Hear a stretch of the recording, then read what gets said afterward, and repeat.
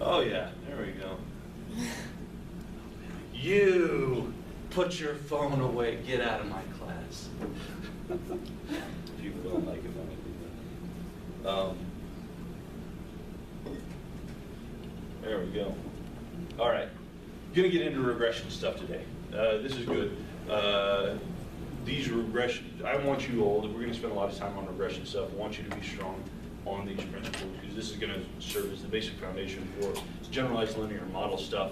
A lot of, this is gonna be serve as a solid foundation for the majority of stuff that you know. We're starting to get into machine learning things and other types of stuff, but if you have a strong foundation in regression, this is going to set you up to be able to pick up additional tools much easier than it would be if you're sort of so-so on this. So we're going to spend a lot of time on these, get you guys strong in this area. So we're going to talk first about model section stuff, questions, split this up into different chapters as we've gone through. This is what I spent a big amount of my break doing, is expanding on this, and then it made this slides a lot longer, and so now we've broken it into separate chapters. But I'm going to focus first on just the basics of regression. Now, quick show of hands, who here has had a class in regression or sort of been exposed to regression principles? Emilio? Okay. You're the GA. Anybody else sort of jumped into any of this stuff previously? Okay. So if we're talking about regression models, classically our goal of regression is to predict scores on some continuous outcome. Regression models are prediction models, okay? And we get weird in psychological science about sort of this word prediction, right? Like, oh, this word. We're not talking about prediction in X causes Y. It's like, I have information about this. Can I predict scores on something else? It doesn't matter if it happens now, concurrently, or somewhere else. Thinking about regression as the goal is saying, I want to be able to try and forecast scores on this outcome based on this thing, okay? And so again, what we're looking for is trying to predict some continuous outcome, all right? Talking about our bivariate regression, this is our simplest case. We've got a single independent variable that's going to be continuous or dichotomous, all right, and one continuous dependent variable. And again, I'm using dependent variables as y's, independent variables as predictors or explanatory variables. Not going to get into sort of experimental stuff on, so like, is this sort of causing this, or did I manipulate this, that, or the other thing? Just talking about what side of the equation we're working with, okay? So our independent variables, our predictors, our explanatory variables, our IVs, these have to be continuous or dichotomous variables. We're going to talk about some of the things we're interested in looking at are nominal variables. They have more than two categories. We cannot stuff these into regression models or other linear models. We have to do something with that. We'll talk about what we do, how we code those sort of down the road, but for the purposes of what we can enter into our general linear models, it's going to be continuous or dichotomous variables. That's fine, we can do those as predictors, and then make sure our outcome is continuous. As we go through, like anything else, we're going to sort of categorize things as continuous. We're going to use continuous kind of loosely, right?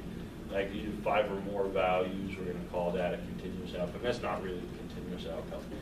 That's an ordinal variable, right, with sort of different levels. For the most part, that works okay. But be aware as you're going through and evaluating research, conducting your own research, that there are specialized models that start to go through and account for things like count variable. If my outcome is a count of some type of thing, that's technically not a continuous variable. There's a stuff that goes on with that, right? Or if my outcome is something that has 4 levels, it's coded 0, 1, 2, 3, right? It starts to get tricky on whether or not we can call that a truly continuous variable, and it starts to do stuff to our model. So wanting to keep this in your head just as before we're choosing what we want to do, how we want to go about things. Number one thing you should always do is say, all right, what are my sort of inputs, what are my outputs, and then what's the level of measurement of this stuff? That's very quickly going to follow you into what type of model you're going to be wanting to take a look at, okay? So, bivariate regression, again, continuous or dichotomous predictor and then one continuous outcome. My bivariate regression, my standardized coefficient here is going to be equal to a Pearson R. Identical, same thing, interchangeable. If I have a dichotomous independent variable, then my bivariate regression is equivalent to a t-test. Okay. I can run any t-test in a regression framework. I just take my dichotomous predictor, my grouping variable as a predictor, my continuous outcome is my continuous outcome, and I just run it in my regression model, right? The significance values I get from that regression model is going to be identical to the t-test. Same thing, if I have a continuous predictor, continuous outcome, I can run that as a bivariate correlation, or if I want a prediction model, I can just run that in a regression format. They're identical, they're the exact same thing. T-test is just a special case of regression. ANOVA is just a special case of linear regression. Anything that I can do in an ANOVA model or a t-test, I can run in a regression framework. Regression framework is the higher order thing here. Multiple regression, this is where I have multiple inputs, right? I have some combination of continuous and dichotomous variables and one continuous outcome. This is going to be equivalent to ANOVA models as long as I properly code my independent variables and interaction terms. So all that stuff that we did last semester can be conducted in a regression model. There's nothing that we did last semester that I can't run in a regression model. It's the exact same thing. It's not a different version of it. It's not like, so, well, the t-test said this, and then the regression model also said this, and so that's some sort of convergence. Mathematically, they're identical. They're interchangeable. It's just oftentimes t-test ANOVA makes it easier to talk about it. That's what we're doing, right? So just recognizing that everything we did last case, just a special case of general linear model stuff that we're not getting into here. Questions on this? All right. So what type of research questions are asking with our regression models? Again, what we're classically trying to do with a regression is predict something, right? And this is coming out of the applied basis of statistics.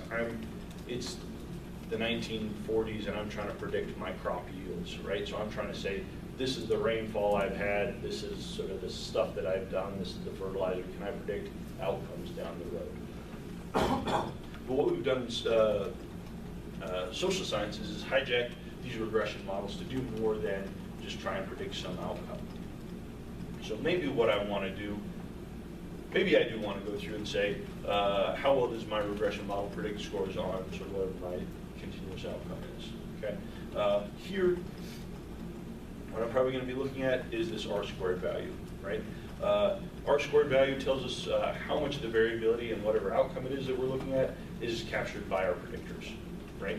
And if this is the case, I'm going to test this with my R-squared value. What is this? Is that rho? Anybody know? What's that?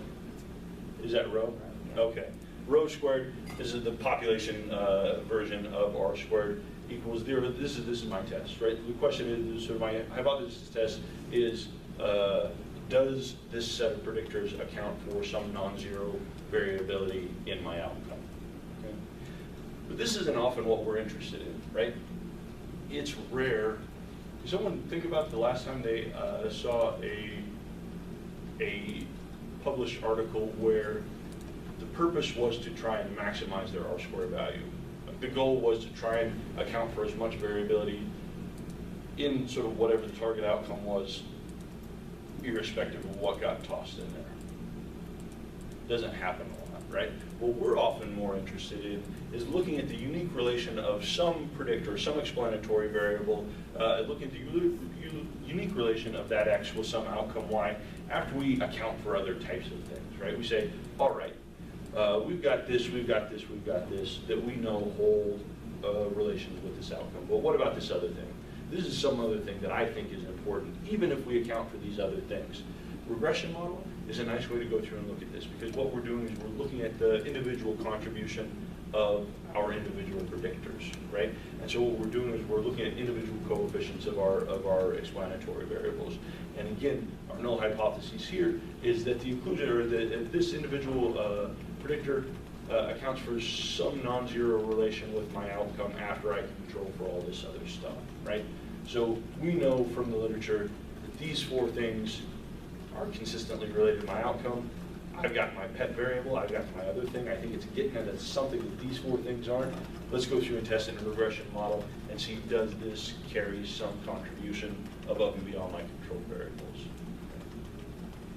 And lastly, what we can do through in our basic regression models here, looking at the incremental contribution of variable, sort of some variable or set of variables to the prediction of outcome above and beyond stuff that we've already included. If this is a question, we say, all right, I'm looking at things that predict rates of incarceration within a community, right? So my outcome is some continuous sort of rate of incarceration. And I say, all right, I know so these basic demographic sort of characteristics are going to be related.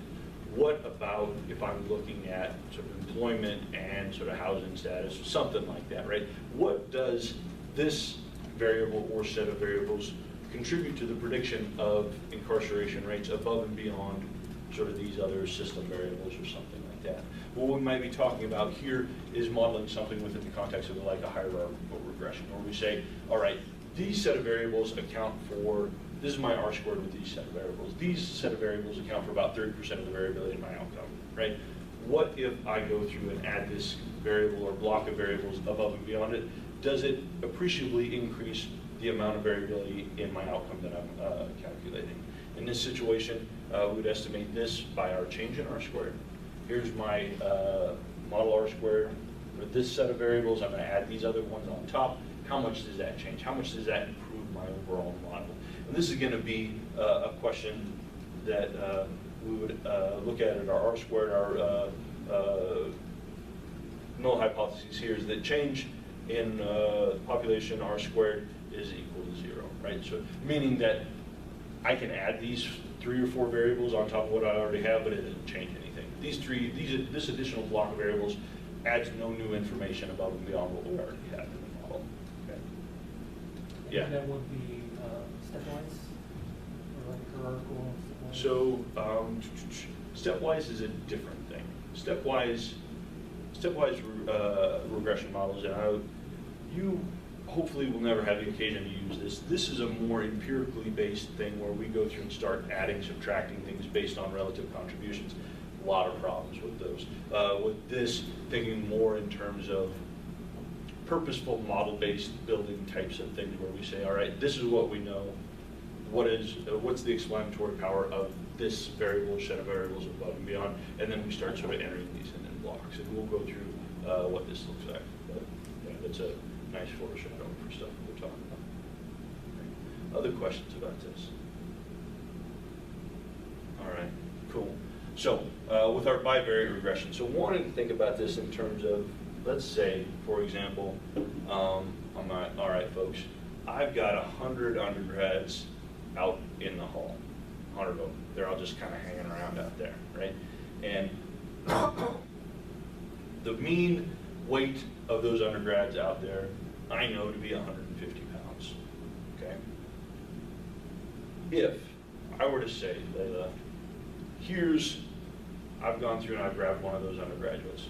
I have them here in my hand. And if I were to ask you, how much would you guess that this person weighs, what would be your answer? If I just randomly grabbed one. You didn't see me grab one, I just grabbed one. Like, how much does Bob weigh? What's your best guess? 145 pounds. Why would it be 145 pounds? The average. Well, you don't know, I didn't tell you, I told you it was Bob. You don't know if Bob's a male or female. Okay, Right? sorry for the assumption. Right. That would be my guess. Well, what would statistically be your best guess?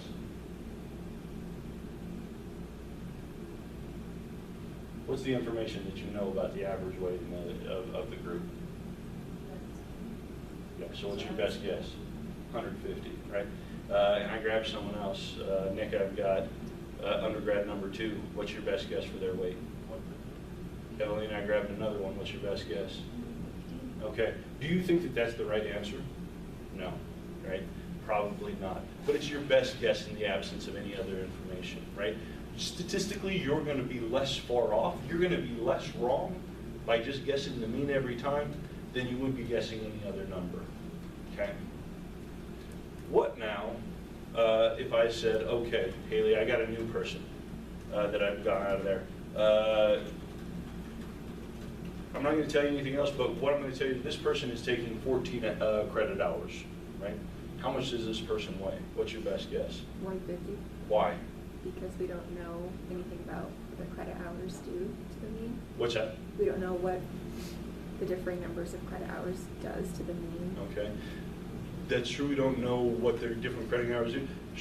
Do I expect credit hours to have a relation with anybody's physical mass? Potentially.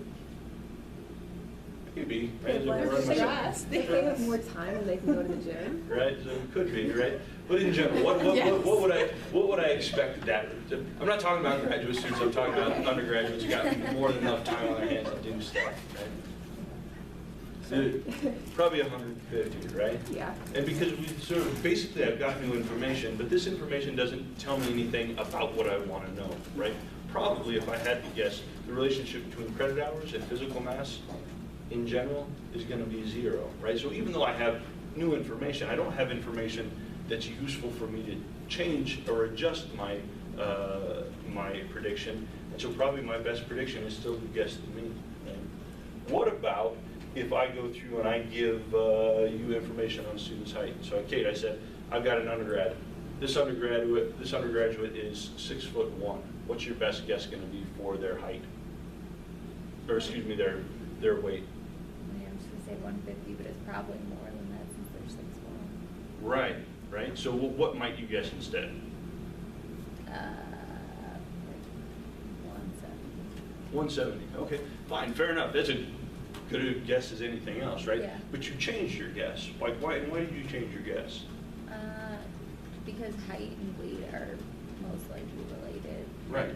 And do I know that is it likely that the average height of random sample of 100 undergraduates is 6 foot?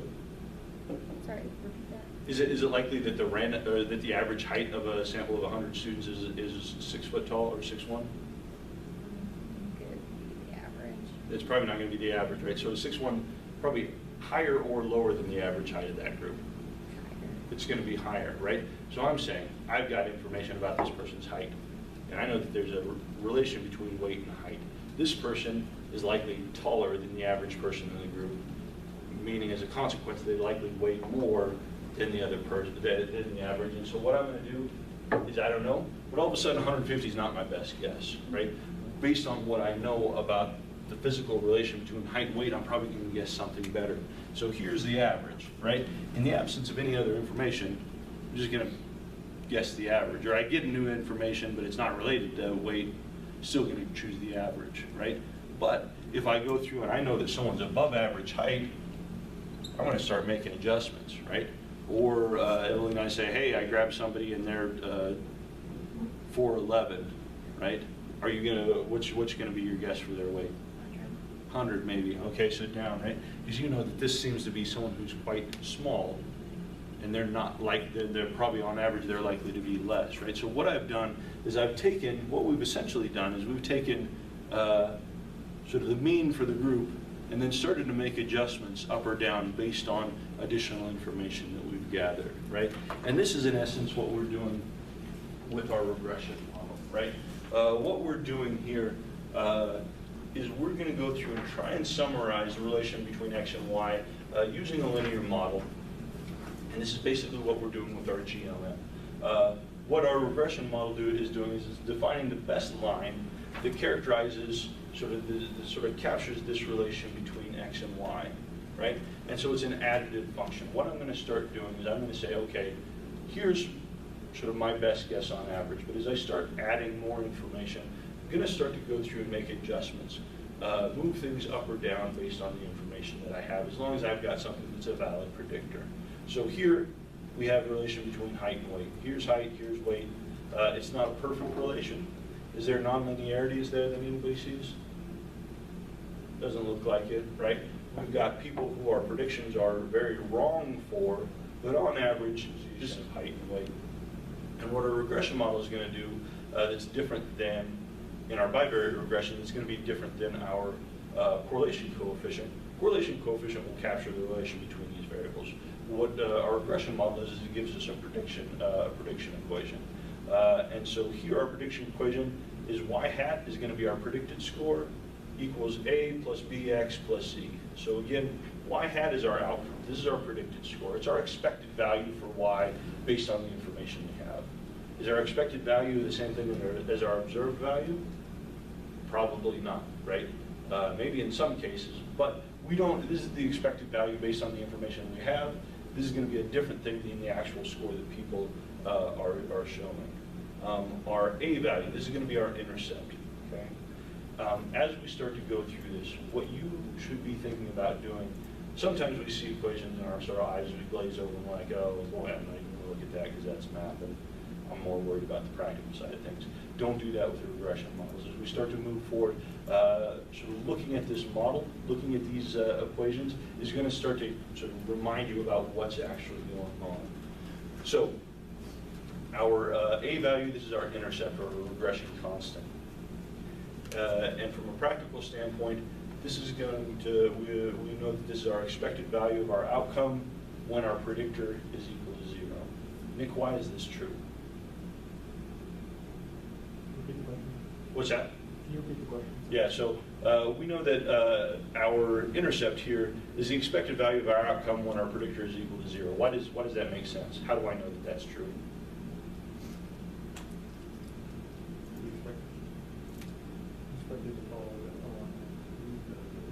Okay, based on this model, what happens if I plug 0 in for x? What happens? What am I left with? Yeah, right. And so this error term is we're expecting error to be on average 0, right? And so literally, if I go through and I plug 0 into x, this goes away. I'm just left with y hat equals a, right? And so important to think about as we're working through and working with the regression models, remembering that from a mathematical standpoint, when we're talking about controlling for things or we're talking about covariating things, it means when those other things are set equal to 0. Now, other things set equal to 0 may or may not have meaning. We'll start to play around with that a little bit. But anytime we say from a mathematical standpoint that I'm controlling for this, it means holding whatever this thing is equal to 0. Okay? And so again, our intercept here, this is our expected value for our outcome when x is equal to 0. So if we're talking about the relation between height and weight, my expected value of height when weight equals 0, does that make sense? No, because height can't be 0. And so I don't know what to do with that. So this is meaningless, right? It's just kind of the starting point for stuff. But sometimes for certain types of questions we ask, that intercept might be important. So we start playing around with our scaling of our predictors to improve the interpretability of things. Okay. So our intercept value, expected value of our outcome when x is equal to 0. Our b value, this is our slope. This is our regression coefficient. Okay. This is our expected change in y given a unit change in x. Okay. So for every unit increase in x, this is the corresponding impact I'm expecting to have on y. I move x 1 unit, my regression coefficient here tells me that this is what I'm expecting the change to be in my outcome up or down. Right? This is the tweaking that's going on here. Right? X is my observed value of my predictor for case I, that's just sort of random individual, and E is going to be my residual. Okay?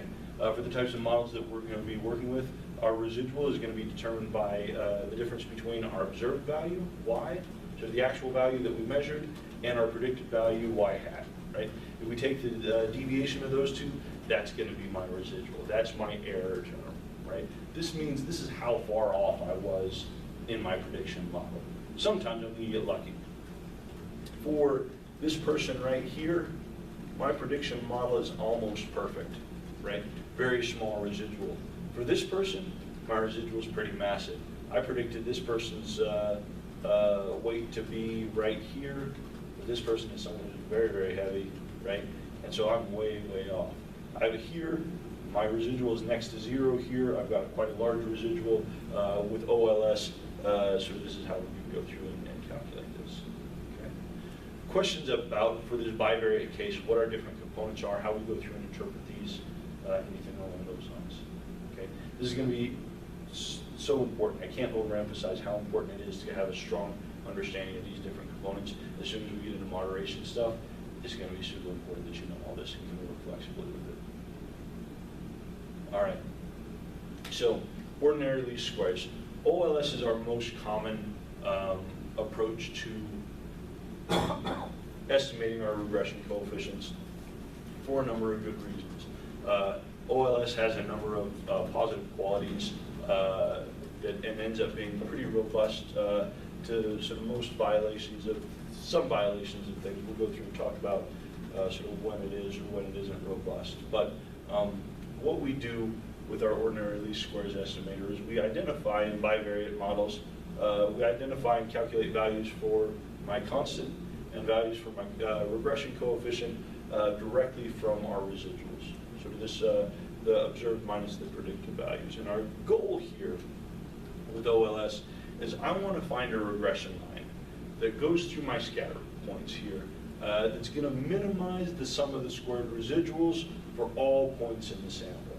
Okay? So for every case in the sample, I want to find a value for my intercept and my regression coefficient and my slope that minimizes the squared, the sum of the squared differences between each one of these dots and the actual observed value. Okay. So let's say here I've got, this is for my intro psych class, I've got quiz 1 grades and midterm grades here, right? Seeing a pretty clear linear relation with this. This is actually a pretty tight association. If I go through and actually run this regression, what I find is that my prediction equation turns out to be, my intercept is 23.96 and my regression coefficient 0.6x. Okay. So, John, for someone who gets a 0 on quiz 1, what's my expected value on the midterm? 23.96. This is my actual value here, or sort of my predicted value if someone got a 0 on quiz 1. Now, is that a reasonable predictive? I mean, does a 0 on quiz 1 mean anything? These are multiple choice questions, or multiple choice exams. Is 0 a real score that people get on multiple choice exams? Not if they show up and take it, right? Like at best. Like if someone actually got a 0 on one of my multiple choice, I would accuse them of malingering. I would say, you knew the right answer and deliberately chose a different answer just to screw with me, right? So here 0 is not a real value, but given my prediction model, if someone did actually get a 0, I expect their midterm grade to be just under 24. Okay. But what about, Emilio, I have someone who goes from a, on the midterm, or excuse me, on quiz 1, they go from a 69 on quiz 1 to a 70 on to quiz 1, right? So we've got, go from a D to tipping over into, so the difference between someone who got a D, 69 on quiz 1, and someone who got a 70 just sort of tipped over into a C. What's the difference I would expect them to be on the midterm? It should be 1 unit. What's that? So that was it's a 1 unit on my predictor. What's the corresponding effect on my outcome?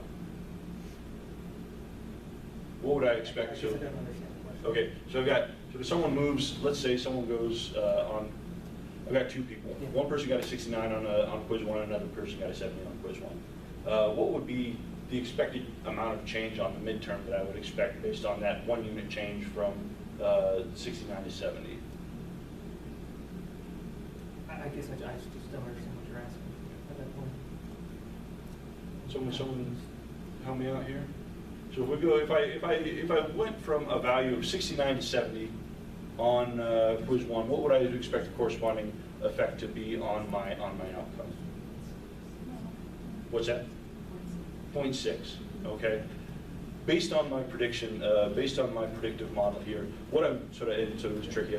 What I'm talking about is a 1 unit increase in X, right? Yeah, for a one. What's that? In X, you have a 0.6 increase. What's that?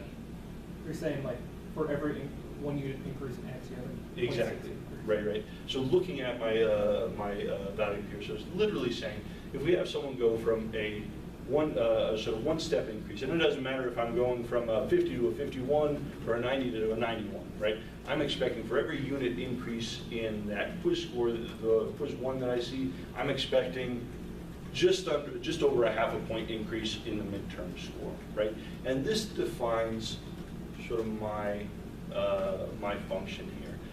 For every 1 unit increase, we see a 0.6 increase. What if I had someone sort of go from, let's say, a 70 to an 80?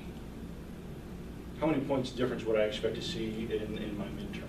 6 points. 6 points, right? And instead of 1 unit, I'm just plugging in 10 units, right? And so this is telling me sort of expected value that I get across this line. Okay. People see how we're sort of deriving this? All right. Well, what if I look at this and I say, all right, well, that's fine, SPSS, but I don't think that's actually the case, right? I see that what you've done is you've said that this is the line that best minimizes the sum of the squares of distances between predicted values and the actual observed values, but I don't think that's actually true. I think I can do better, right? I think this is the line. I'm not so good at this, right? But I say this is the line instead, right? What ends up happening if we take a look at our sort of points here that we had pointed out, now all of a sudden, I've made, what happened? Oh, there we go. Those residual, those predicted values are a lot worse, right? Here, I was pretty close. Here now, my new line that I've drawn, because I say, you know what, I think the average value or the expected value for someone who gets a 0 on quiz 1 is going to be closer to 0 on the midterm. So I'm going to say my intercept is 3.96. Well, if I put 3.96, keep the same slope, now all of a sudden I'm way down here, and things have gotten a lot worse, right? So let's say that I say, well, what if I say, okay, I sort of maybe, but I think 24 points is my intercept is too low. Maybe I'm going to sort of adjust this, right? I think even if someone truly got a 0 on that first quiz, I think 23.96 is too low for where they would probably be on the midterm. So I say, okay, I'm going to say 38.96 is where I want that to be. Well, I can do that, but again, my residuals, this one got a little bit better maybe, but now this one's much farther off, right? So that's no good. Let's say, okay, so I'm back to this, fair enough, but now I want to start changing around my slope, right? I think that sort of given an increase in that quiz 1 value, I think that slope should be different, right? So we can do that. And so now I say instead of a slope of 0.6, I want a slope of 0.7, right? Well, now all of a sudden, I've increased this residual. I've shortened this one maybe, but now the other stuff is starting to fall apart. I say, okay, well maybe it's less. Maybe it's my slope's 0.34, right? I can do that, but again, now I've gone through and increased overall my residuals here, right? And so what we end up with OLS is mathematically, what we've done is we've identified a slope and an intercept that minimize the sum of the squared differences between my predicted value for a given case and the actual value for the case, okay? And this is, by definition, the best line that you can fit using this method. People sort of have a handle on kind of what we're doing with sort of what OLS is doing with this? Okay. So from a mathematical standpoint, what we're doing when I go through, and again, whose background have gone like Calc 2 stuff? Anybody? It's okay. Kate has.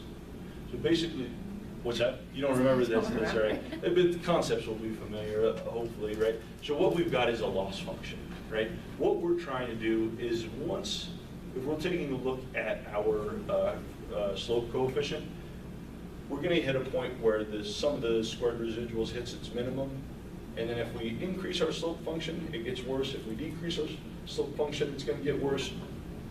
And so what we're trying to do is we're trying to minimize this function, our y minus y hat squared. So our observed minus our predicted squared. We've got a squared function that's a U-shaped curve. And what we're trying to do is we're trying to find the minimum of this value, right? So the function here is the squared difference between our observed and our predicted. But we can go through and we can start to substitute in. We know that our predicted value is determined by y, our intercept plus b times x, right? Basically, we just have gone through and if we know our regression or linear model is y equals a plus bx, right? Essentially what I'm doing, so this is my loss function, but I know I can just, this value here is just here, so I substitute that in. And now all of a sudden what I've got is I've got two variables, right? I've got an A, I've got a B that I have to estimate, and if I go through, use some sort of fancy calculus and simultaneously solve for A and B with this, what I'm going to do is I'm going to get a solution that sort of minimizes this loss function. And what ends up happening is that it turns out after we run through the math, solution for my slope is going to be the covariance of x and y divided by the variance of x. Okay. You'll see the notation here. So covariance divided by the variance of my predictor value. And then once I have B, I can get A. If I take the mean of my outcome minus whatever value I have for B and multiply that by the mean of my predictor, that gives me my intercept value. Okay. So what we see here is that my optimal values of my intercept and my slope coefficient are going to be a direct function of the mean of my variables, the variance of my variables, and the covariance of my variables all put together. Right? And so again, because we know that our variance and our covariance are all mean-based statistics, right? Because they're taking sort of deviation from the mean. All of this, even though within our regression models we're talking about this is a sort of continuous regression type of thing, still talk about this as mean-based statistics because the mean value is sort of central to the calculation of all this stuff. Okay. Questions about sort of what's going on behind the scenes in the calculation of, at least this is how, remember this is our bivariate regression model. How we're going through and deriving our intercept in our slope coefficient here. So again, I've got two variables. I've got an input and I've got an output. My job with an OLS solution is to go through and find values for my intercept and my slope that are going to give me a line that minimizes the difference between my predicted values and my observed values. All right. So properties of our OLS solutions. If I go through and I calculate an OLS solution to sort of summarize the relation between x and y, there's a number of things that are going to happen by definition with that model. The sum of my residuals is going to be equal to 0, right? So if I go through and I calculate the difference between my predicted value and my outcome and my actual observed value, and I take that difference, that residual, and I add them all up for everybody in my set, the sum is going to be equal to 0 by definition. Okay. Sum of my squared residuals is my minimum possible value. And this is, again, what we had talked about. This is my loss function. If I take my residual, and again, remember that the residual is the difference between my observed value and my predicted value. If I take my residuals and I square them and I sum it up, that's the minimum possible number that I could get for any line that I could draw through those points. Sum of my observed y's is equal to the sum of predicted y's. So if I take all of my outcomes, and think about this in terms of SPSS. So I've got my outcome variable. If I added all the values from my outcome variable, and so I get some sort of sum that doesn't mean anything, but then I added all the values for all my predicted values, the sum of my observed values and the sum of my predicted values would be equal to one another. The sum of the products of all my predictors and my errors is going to be equal to 0. So think about this in SPSS. I go through in a bivariate regression. I've got my x, I've got my y, and then I have SPSS give me the residuals. Okay, so I've got 3 columns of data: x, y, and the residuals, and then let's sort of have a fourth one that has my predicted values. Right?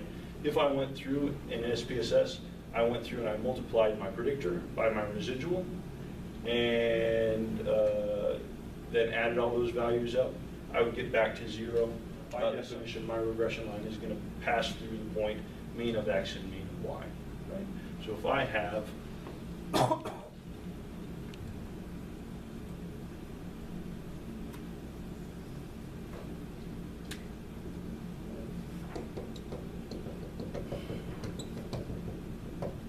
and this is my line, this point right here, mean of x, mean of y, my regression line is going to fall right through the center of that, okay?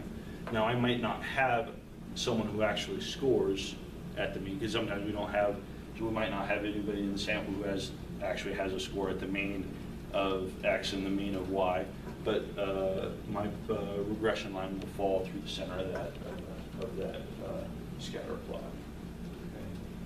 And so this starts to become important, recognizing these values, because if we start to go through and start thinking about assumptions, there are certain assumptions of our regression models that we can test and other things that we can't test, okay?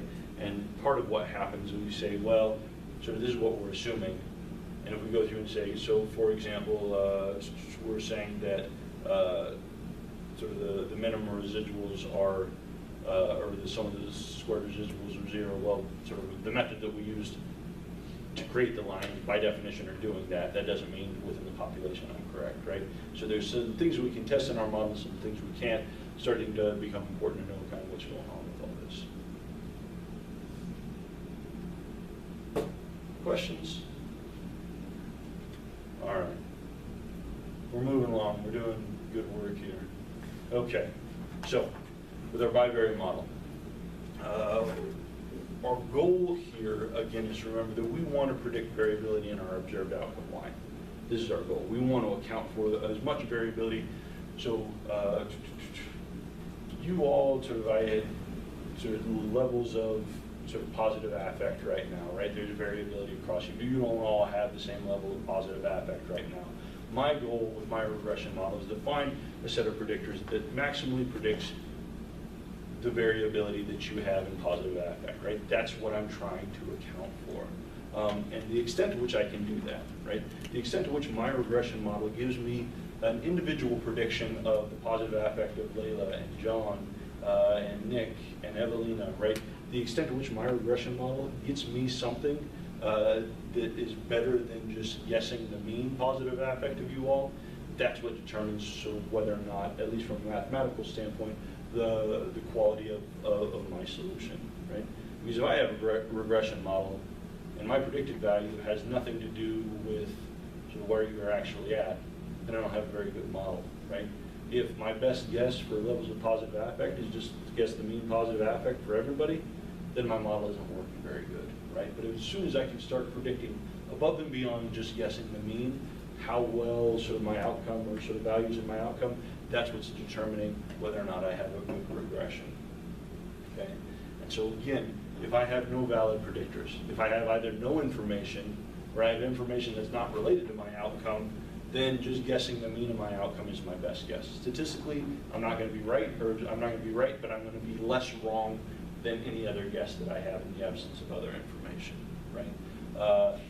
And so this discrepancy that we see between what everybody's score is versus the mean value of everybody, that's what we're trying to account for, okay? And what we can find is we can break, we can start to break sort of the difference between our observed values and the mean. We can start to break this variability into a couple of different parts. The difference in the mean of y from my predicted score. So the difference between my predicted score and sort of just the average value for my outcome. This is telling me how much my regression model is sort of giving me a unique predictor of everybody in the sample, okay? So if we're talking about the difference between the predicted and the mean, so this is giving me, so this is the amount of variability in my, so the difference between observed and the mean, so we can kind of section this off, okay? Other piece is the difference between my observed X and my predicted score. This is my residual, okay? This is the accuracy of my predicted scores. Now this is hard to sort of see in your head, so let's go through, we'll get there in a moment. Okay, so a couple different things we want to be thinking about in terms of keeping things straight. We've got the mean of my outcome, okay? And so this is just the average for all people. And then I have my predicted outcome for everybody in the sample, and then I have the actual observed score. Okay? The difference between the individual, everybody's individual values and the mean is what I'm trying to account for. That's sort of the variability that I'm trying to address. Okay? But that variability, the difference between everybody's individual value and the mean of the sample, I can start to section that variability off into a little bit, into a couple different parts. I can talk about the prediction, my variability in my prediction. That's sort of my predicted value relative to the mean. And then I've got the residual, that's how accurate I am. That's the difference between the predicted value and what people actually scored. And so total variability in my outcome is going to be represented here. If the total variability in my outcome is the sum of the squared deviations from individual scores from the mean, that's the total variability I'm trying to account for. Total variability I'm trying to account for is going to be the mean of my prediction, or the variability of my prediction. This is the difference, the squared deviation from my predicted value relative to the mean, and squaring that, and the sum of my observed value relative to the predicted value squared. Okay, so here, my sum of squares y is going to be my total variability in y. Right? Thinking back to our ANOVA models, total variability in our outcome, the total piece of the pie that we're trying to account for was the difference between everybody's individual score and the mean of the entire sample. Right? All that variability, that's the variability that we're trying to account for. That's the big piece of things, right? Our sum of squares regression, this is our prediction of above and beyond the mean, right? So the difference between my expected value and the mean, that's how much variability I've got that's sort of giving me, that's the incremental amount that I can get through my regression above and beyond just guessing the mean for everybody. And then what I've got is the difference between my sum of squares residual. This is the difference between my actual observed value and my predicted value. Some of the squared deviations there, that's my error. That's how wrong I was. Okay. And so if I take the variability that I predicted and I add it to the variability in how wrong I was, this, by definition, adds up to the total variability that I was going to go through and account for. So here, if I'm going through and thinking conceptually what sort of these values mean, my total variability, the total thing that I'm trying to account for is going to be equal to the variability in my prediction and the variability in my error. If I add these things up, I get back to my total variability here. So all the variability in my y, some of the predicted variation, some of the residual, and so as a consequence, if I go through and I take total variability in y, that's sort of my predicted, over the total variability that I'm working with, this is going to give me my r squared. Okay, so just like our eta squared in our ANOVA, right? We're talking about how much variability is accounted for my predictor values over the total variability in my set. This is going to give me an eta squared, r squared, functionally the same thing. Okay. So, but again, if we're thinking about where these components are coming from, this is the total. This is sort of what I'm able to predict. This is sort of what I've got left over with my error. Sort of all in these working together so we can work with some pretty basic proportions. How are we feeling about this? Questions right now? Okay. And so important thing to remember for a bivariate regression, if I have one predictor, one outcome, my r squared value is going to be the same as my squared correlation. If I take my Pearson correlation, I square it, that's going to be identical to my r squared value in my regression model. Because again, my bivariate regression and my Pearson correlation, functionally equivalent. It's just if I run things through a regression model, I get a prediction equation, whereas my r squared or my Pearson correlation just gives me my coefficient there. But in terms of determining the association of X and Y, I can run it in a Pearson, I can run a regression model. My p-value for that association is going to be identical. Yeah. What's the difference between like univariate and bivariate? Like the slides seem like switching. Univariate, bivariate, interchangeable. I'm sorry. Yeah, I should change that to bivariate. Yeah, univariate, bivariate, same thing. And sort of people call it sort of different stuff. So it's just one predictor, one outcome like this. Thanks for catching that, John. Yeah. In all of our slides, we have them all Bivariate. What's that? All of them in our slides are Bivariate. Oh, Bivariate. okay. So I need to change my lecture. So thank you. Yeah. Questions? Other questions about this? Okay. So partitioning up this variant, it can be a hard thing to think about, but I think these graphs are sort of a nice way to start thinking about what's going on behind the scenes as we're going through an accounting stuff. So up here in this figure here, what we've identified here, so we've got X, we've got Y, we've got a univariate regression, bivariate regression here. What we're just demonstrating here is our sum of squares of Y. This is our total variability in our outcome. Here's the mean of Y. Red line is the mean of Y, right? This is just the mean of our outcome for the entire score. And what we've got here, demonstrate, this was a lot of lines around the PowerPoint. But what we've gone through is this is going to be for each case in our set, the difference between the mean value and the actual observed score, okay? And if we take the sum of these squared deviations, this is going to give us our sum of squares Y. This is the total variability in the set that we're trying to account for, okay? This is no different than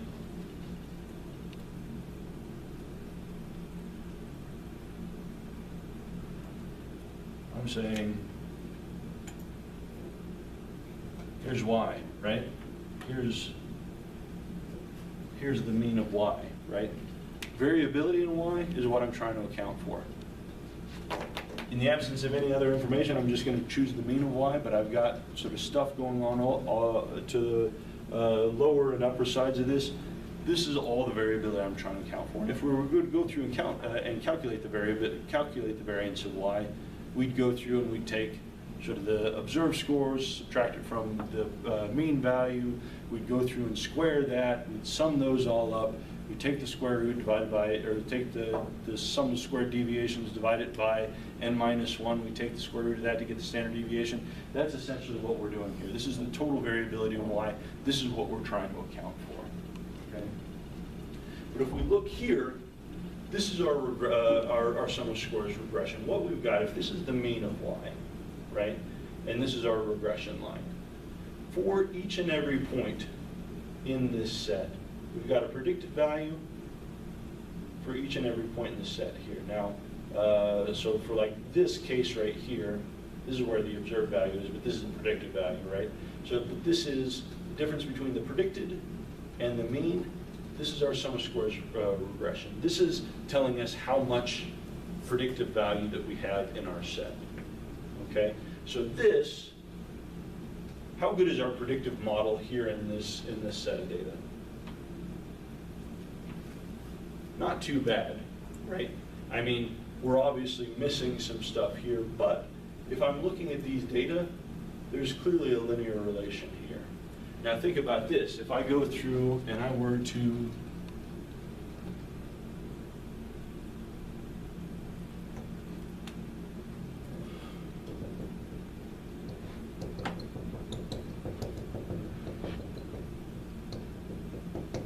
right? What's my best linear function through that set of data? What do you think, Nick?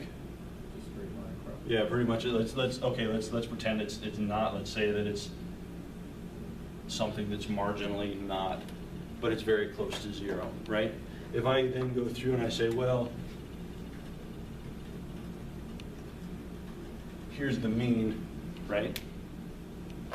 How much better does my regression line do with this set in accounting for sort of prediction relative to just guessing the mean?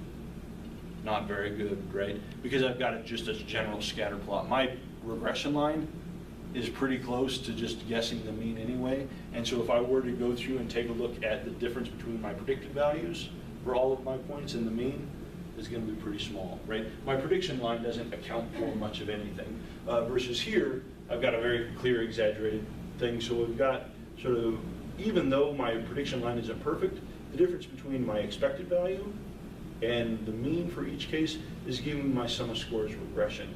This is the difference of each group. This is analogous, if we think about this from an ANOVA situation, thinking about this as similar to our sum of scores between, right?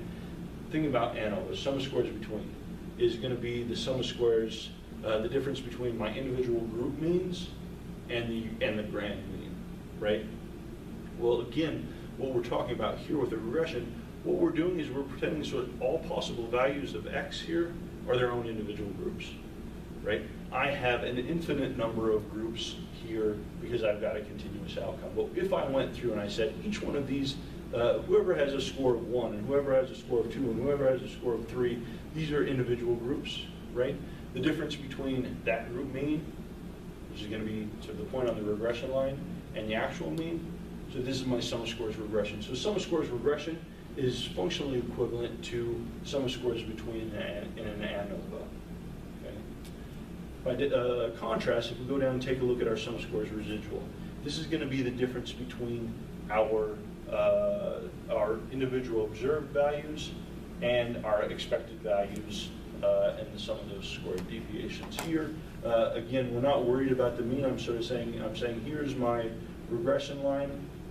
Here's what I observed, here's the predicted. Here's observed, here's predicted. Observed, predicted, observed, predicted. This is my residual. This is how far off my regression line is, right? And so if I take the sum of the squared deviations between my observed and my expected values, this is going to give me my sum of scores residual. This is analogous to the sum of scores within, okay, from ANOVA. And my sum of scores within, or my sum of scores error in ANOVA is, here's the group mean for this group. How far are individuals away from that group mean, right? That's basically the same thing here, except for we have an infinite number of groups. All possible values of x are their own group, right?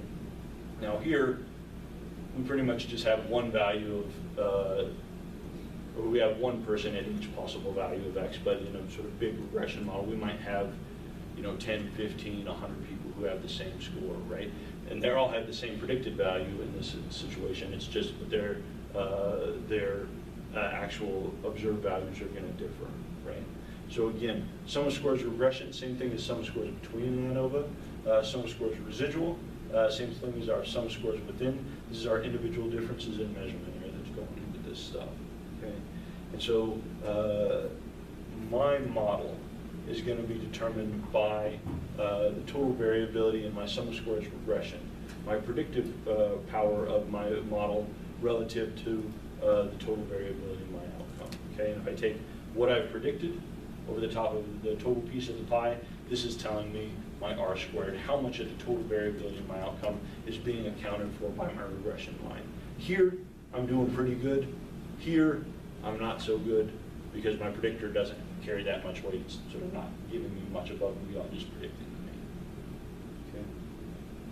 How are you guys feeling about this? This is a hard thing to kind of wrap your head around, but are people kind of getting sort of the sense of what's going on with this?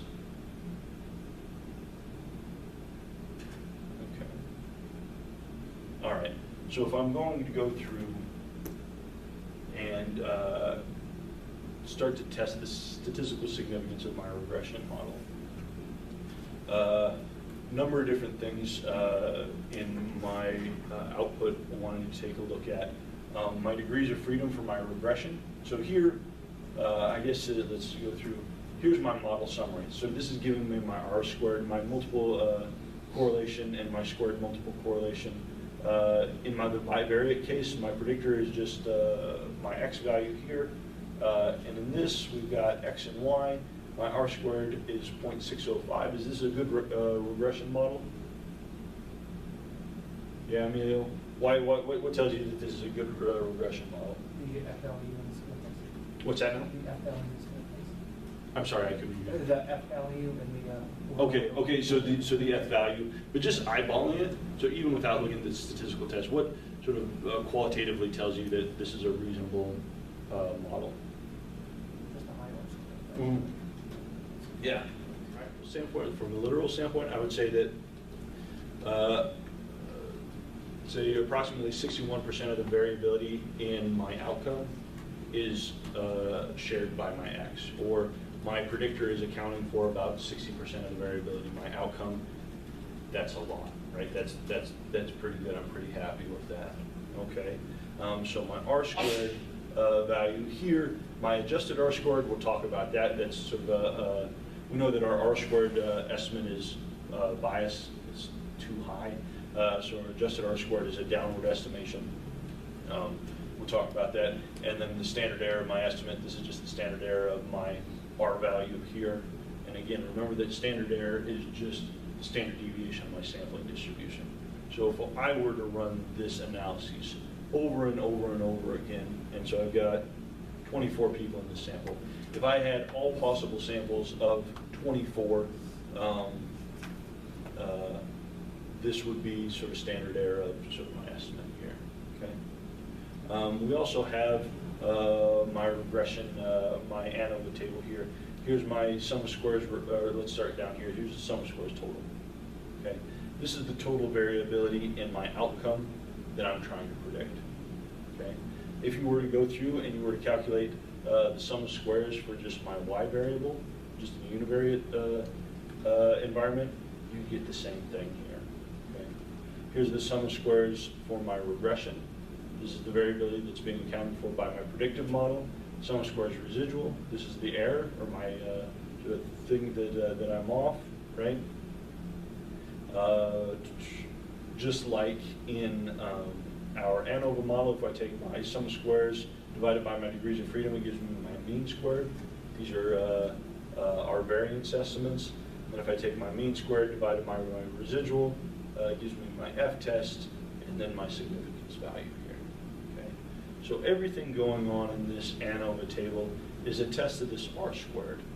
Okay? So here, as Emilio noted, that's a massive F, right?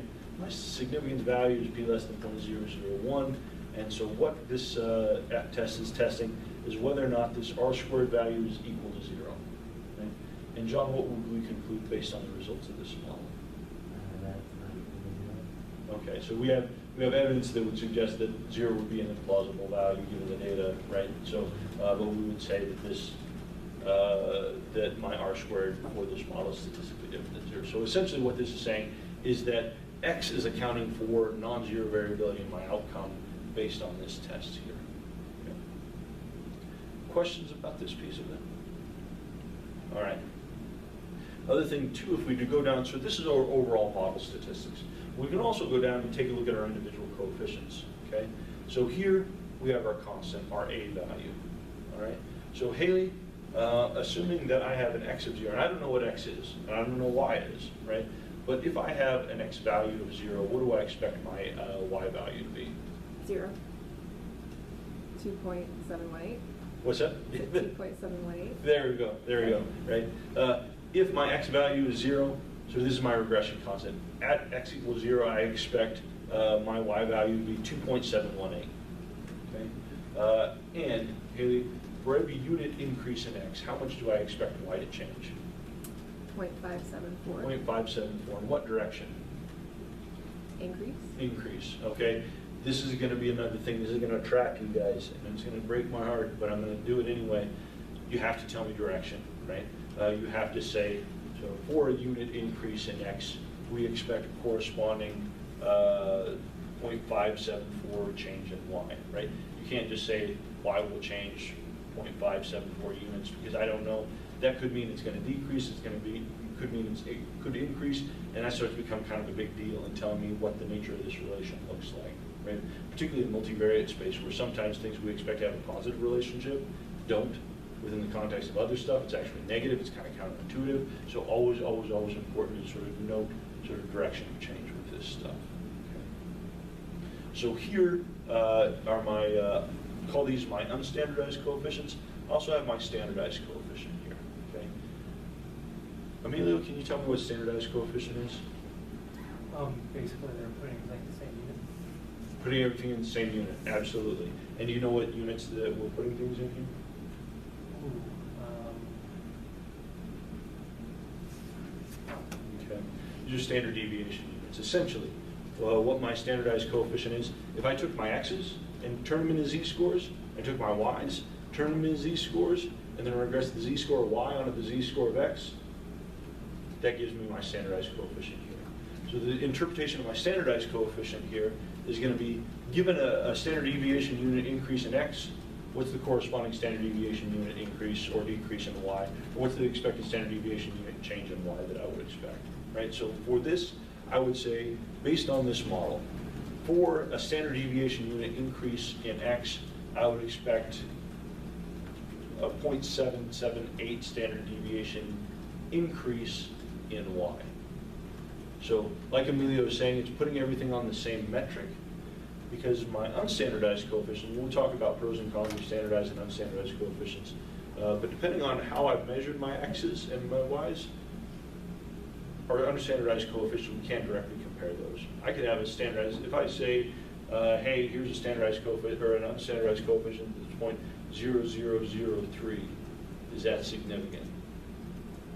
I don't know, right? It could be super significant. Depends on if my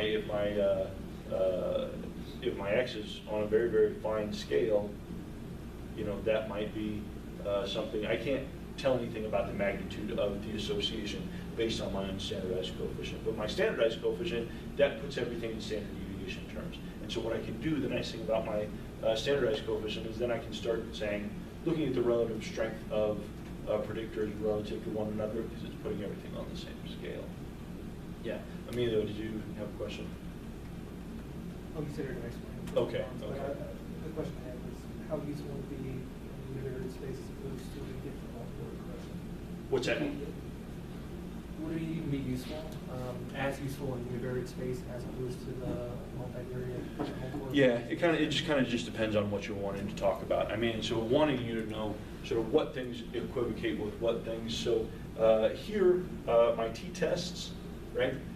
This is a test of, so I see my constant is significant.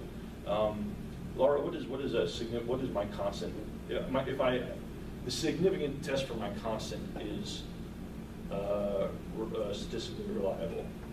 What does that mean? I have a significant t-test for my constant. What does that tell me?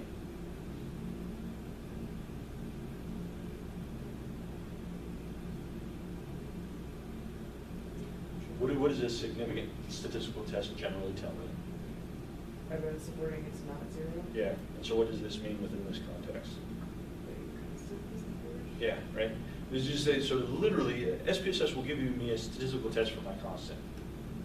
And this test just says that my constant is at 0. Or at, with x equals 0, my expected value of y is not 0. Okay. Now, for most cases, this is not an interesting thing that we worry about. But in some cases, if we're doing certain type of HLMs and things along those lines, that constant value can start to become important and something that we actually are interested in, right? So just wanting to know that this test statistic here is testing the hypothesis that my constant is equal to 0. We see that that's not statistically significant. That probably doesn't mean anything of interest to us, but just wanting to know what these mean. Also see a statistical significance test for my X predictor here, also statistically significant, saying that my slope coefficient here is reliably different than 0, testing the null hypotheses that the regression coefficient for my predictor is equal to 0. We've rejected the null here, suggesting that yes, in bivariate space, X does hold a relation with my outcome. Okay. All right, so if we're looking at formula stuff, degrees of freedom for my regression, this is just going to be the number of predictors. So in this case, I have one predictor, so I have 1 degree of freedom here, line on the table. Degrees of freedom residual is the number of people in my sample minus the number of predictors minus 1. Okay, so I have 24 people in my sample minus 1 predictor is 23 minus 1. No. Yeah. 24 people in my sample, minus 1 predictor, minus 1 gives me 22. And my degrees of freedom total is just going to be number of people in my sample minus 1, so we get all this.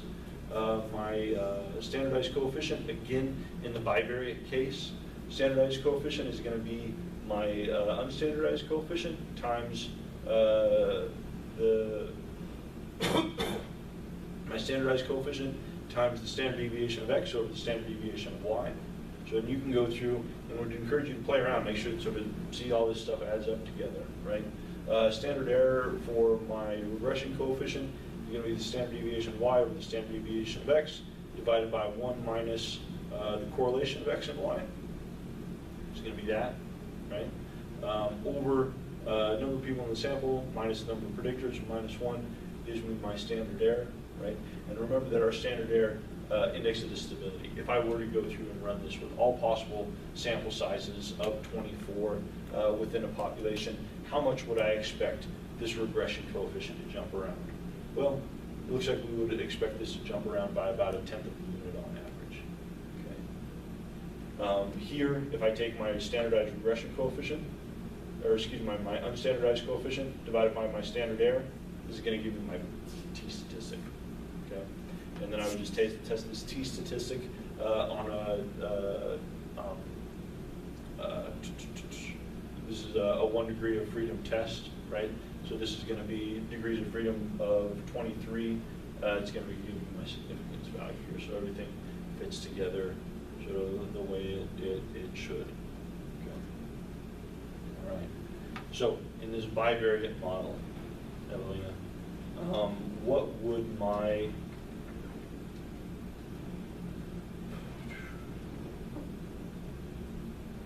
can I have in this model a significant R-squared value and a predictor that fails to reach statistical significance?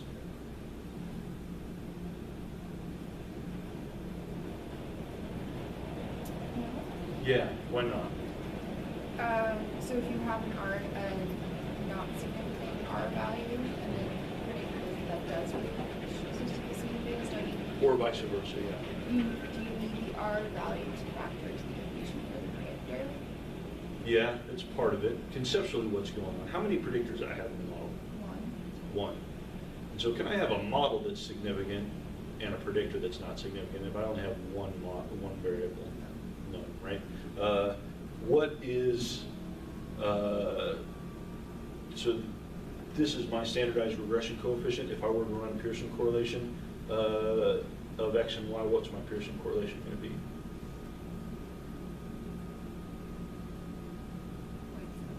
0.778, right? Because this in a bivariate case is just my Pearson correlation, right?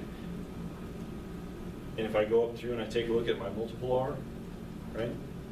My beta here, my standardized regression coefficient, is the same as my multiple correlation. It's going to be the same as my Pearson correlation. This is just in bivariate space. I'm looking at x, I'm looking at y. Okay, and so in this case, is the test of my f here different than the test of my individual predictor here?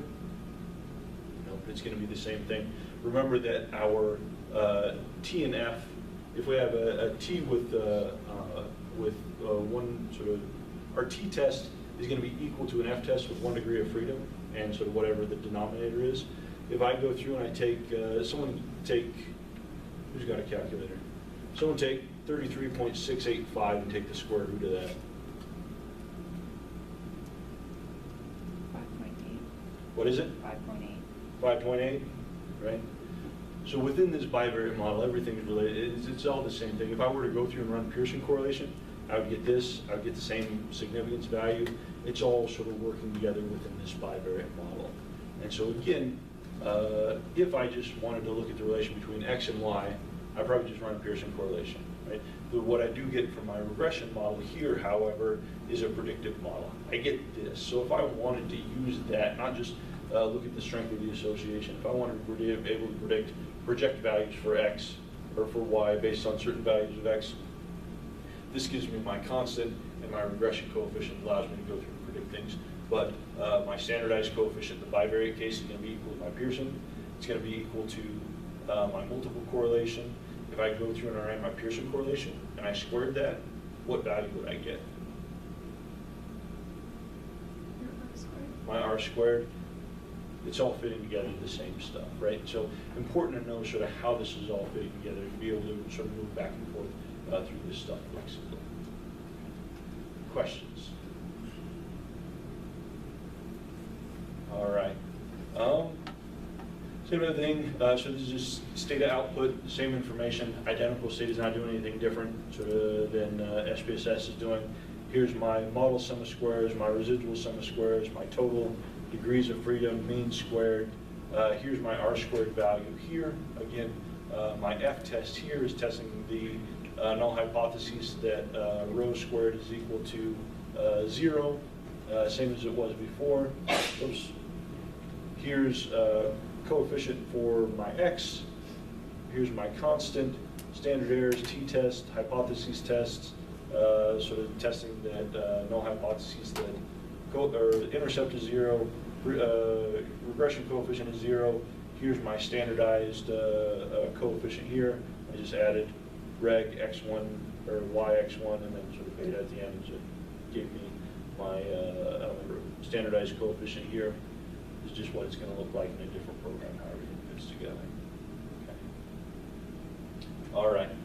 Questions about regression models in bivariate space? Okay, cool. Let's grab a break and then come back. We'll just open this up into multi-regression stuff.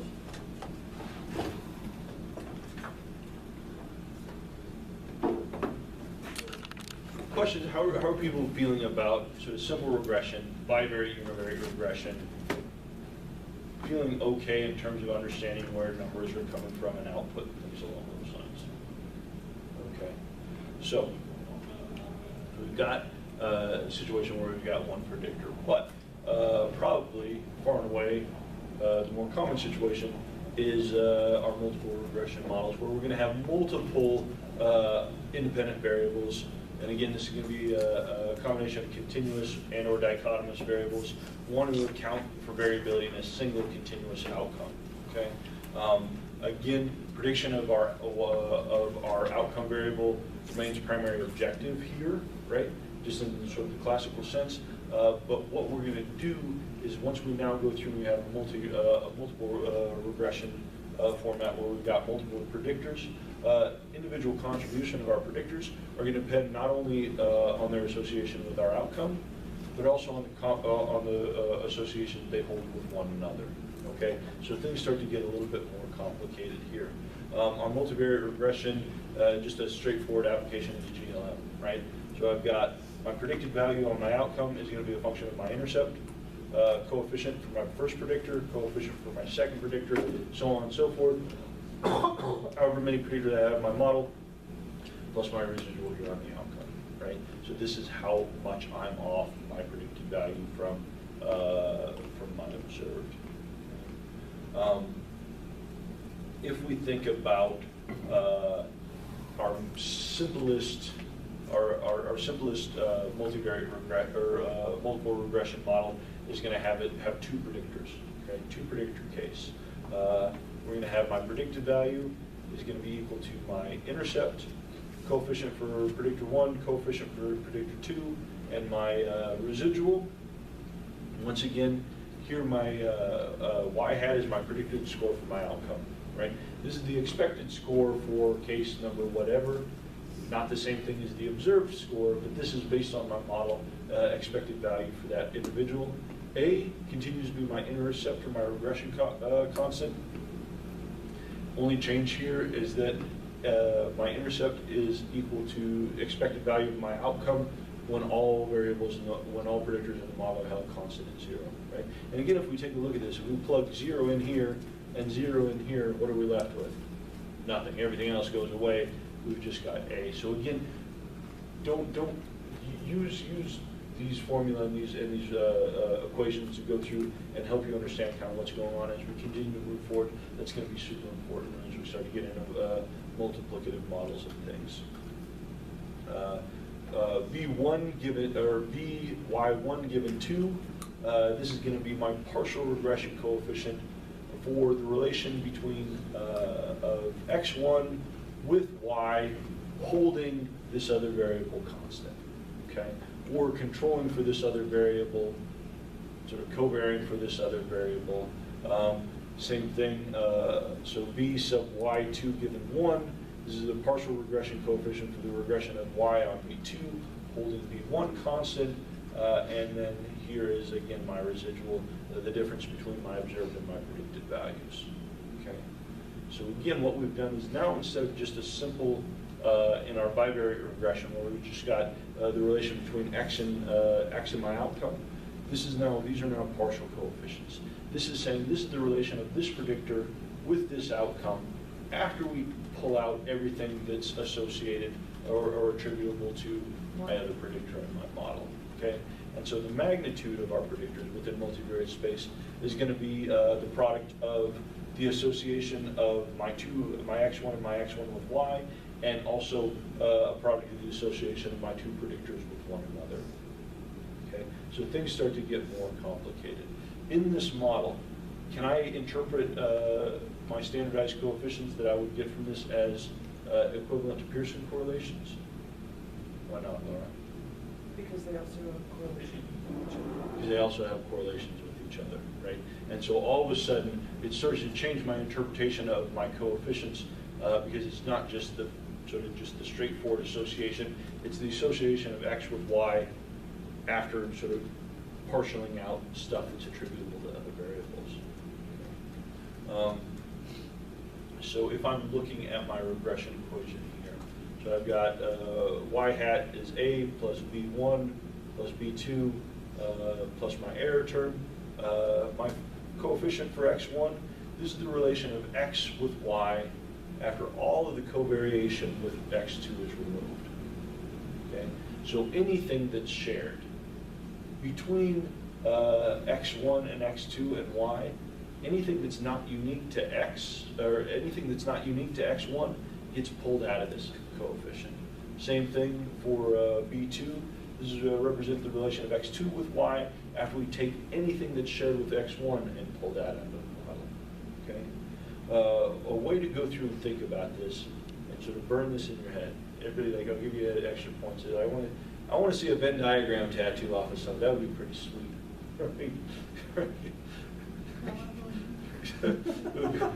You just have to. You just stop coming to class and be like, all right, or just go ahead, like a bucking horse in each one of these. That would be pretty sweet. All right. So we're thinking about we talk about partialing or controlling, holding constant for variables. From a mathematical standpoint, what we're talking about is isolating unique relations between our predictors and our corresponding outcome. Okay. So if we have in this Venn diagram this circle for this black circle here, this is all variability in y. So this total variability in y, red circle total variability in x1, green circle total variability in x2. Okay. But what we've got is a situation that we also often have is that x and x2 are correlated with one another, x1 and y are correlated with one another, x2 and y are correlated with one another, so we've got some intermeshing stuff going on here, right? So if I wanted to go through and I wanted to take a look at the squared correlation of x1 and y, right? I'm talking about sort of this shared thing, sort of spaces B and C, because this is in bivariate space, right? So my Pearson correlation between x1 and y, this represents just the bivariate association between x1 and y. Okay? If I took the squared correlation of y and x2, I'm looking at C and D. That's just the squared Pearson correlation of these two together, right? And if I wanted to look at the squared correlation of x1 and x2, I'm looking at C and E. That's just the overlap of those two variables. Okay? And so this is all sort of bivariate space here. But if I start to go over into my regression model, and I look at the squared correlation of x1 and y after I partial out x2, I'm just looking at point B here. Okay. Kate, why am I just left with point B, or area B here? Wait, I'm a little confused with the. Can you repeat that? Okay, so, and notation is a little bit tricky here, right? So what this is saying is this is this squared correlation of y and x1 after I partial out x2, okay? And the space that's occupying is just right here in B. Why is it just B? Well, because you're taking out that x2 right there, so c would be gone. Exactly, right? This piece right here is stuff that's shared, so it's part of what's shared with x1 and y, but that piece is also shared with x2, right? And so in my partial coefficient, this gets factored out, right? And so I'm just left with B, right? And so if I'm looking at the value of this, so my squared partial correlation here is going to be smaller than the bivariate correlation of x1 and y, because I've taken this piece that's shared with x2 and I've pulled it out of the equation, okay? Same thing, if I'm looking at the squared partial correlation of y with x2, covariating out x1, I'm just looking at D, right? Because if I'm looking at the bivariate correlation between y and x2, I've got this CD area here, but C is also shared with x1, and so that gets pulled out, and so x2 doesn't get credit for that because it's shared with this, okay? And then if I go through and I look at my R squared for y given x1 and x2, then I get B, C, and D, right? This is my model, right? In my regression model, where I've regressed y onto x1 and x2, what I've done is I'm saying, what's the total proportion of variability in this in y that's accounted for by x1 and x2? Well, we get B, we get C, and we get D. B is unique stuff that's contributed by x1. D is unique stuff that's unique to x2 that has nothing to do with x1. But C is the combination. C is the stuff that both x1 and x2 share with y, and so that doesn't get attributed to the coefficient for x1 or x2, but it's still shared variability. It's still variability that the model is accounting for. This gets sectioned off of your R squared value. Okay. So let's think about. Think about, like, so Kate's having a party, and Emilio brings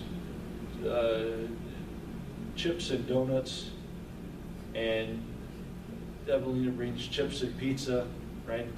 You both brought chips. No one gets credit for chips, but it's a weird party. Emilio gets credit for donuts. Evelina gets credit for pizza, right? That's what you've got, right? And then let's say Nick comes to the party and Nick brings just chips. What does Nick get credit for? Nick gets credit for nothing. Nick brought nothing unique to the party. Nick has nothing unique or meaningful to contribute, and so Nick is just kind of there as a vestigial tail and doesn't get to sort of get credit for much of anything, right? But this is what happens in our regression model is sometimes, if we have predictors, right? They have a bivariate, I've got a bivariate, I've got sort of X3 is correlated with my outcome, but within the context of my regression model, it's not a significant predictor. Probably what happened is whatever shared variability X3 has with my outcome is already being accounted for by other stuff in the model. So even if I have a very strong relation, right, I can still have in a multivariate or multiple regression, that predictor might just fall out and not, because if it's not contributing anything useful or anything unique above and beyond other stuff, then that coefficient is not going to be statistically significant. Okay. So does this kind of help? Do people are able to kind of see what's going on with conceptually with these within the multiple regression? Okay. So we're looking at our actual formula. And this is limited to the bivariate cases. We start to get into 3-dimensional space, 4-dimensional space. This gets sort of more complicated. But in the case of two predictors, if I wanted to calculate the standardized coefficient for x1, parceling out for x2, it would be the Pearson correlation of x1 and y minus the correlation of y with x2 and the correlation of x1 and x2 over 1 minus the correlation of x1 and x2. Okay. Same thing if I want to look at the standardized coefficient for x2, that's going to be the correlation between y and x2 minus the correlation of y and x1 times multiplied by the correlation of x1 and x2 over 1 minus the squared correlation of x1 and x2. So we're starting to see this stuff start to get partialed out. My unstandardized coefficient for any of these is going to be my standardized coefficient times the standard deviation of y over the standard deviation of x, and my r squared value. Again, remember, think about r squared as being total piece of the pie, or think about what were the sum of squares that we predicted over total sum of squares, or what we've accounted for over the total variability we want to account for, sum of squares regression over sum of squares y, or if I would go through and again take, in SPSS I have my column of my outcome, so I have my y column, and then if I saved all the predicted values based on my regression correlation, or my regression model, and I took the square of the correlation of y and y hat, that would also give me my regression model. It's how much of these two things are shared, my predicted versus my observed.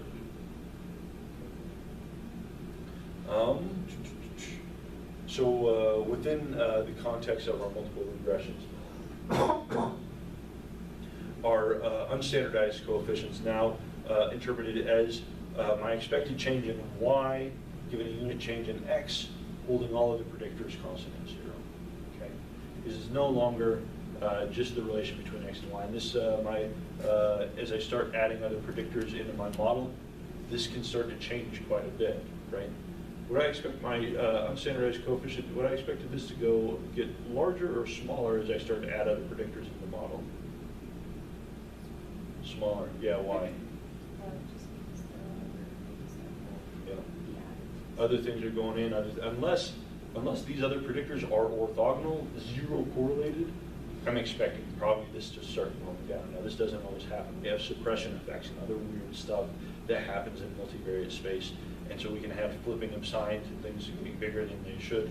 It's kind of a weird situation, kind of perplexing. But in general, we would expect on average as we add predictors, particularly overlapping predictors, so that the unique contribution of my individual coefficients is going to start to go down.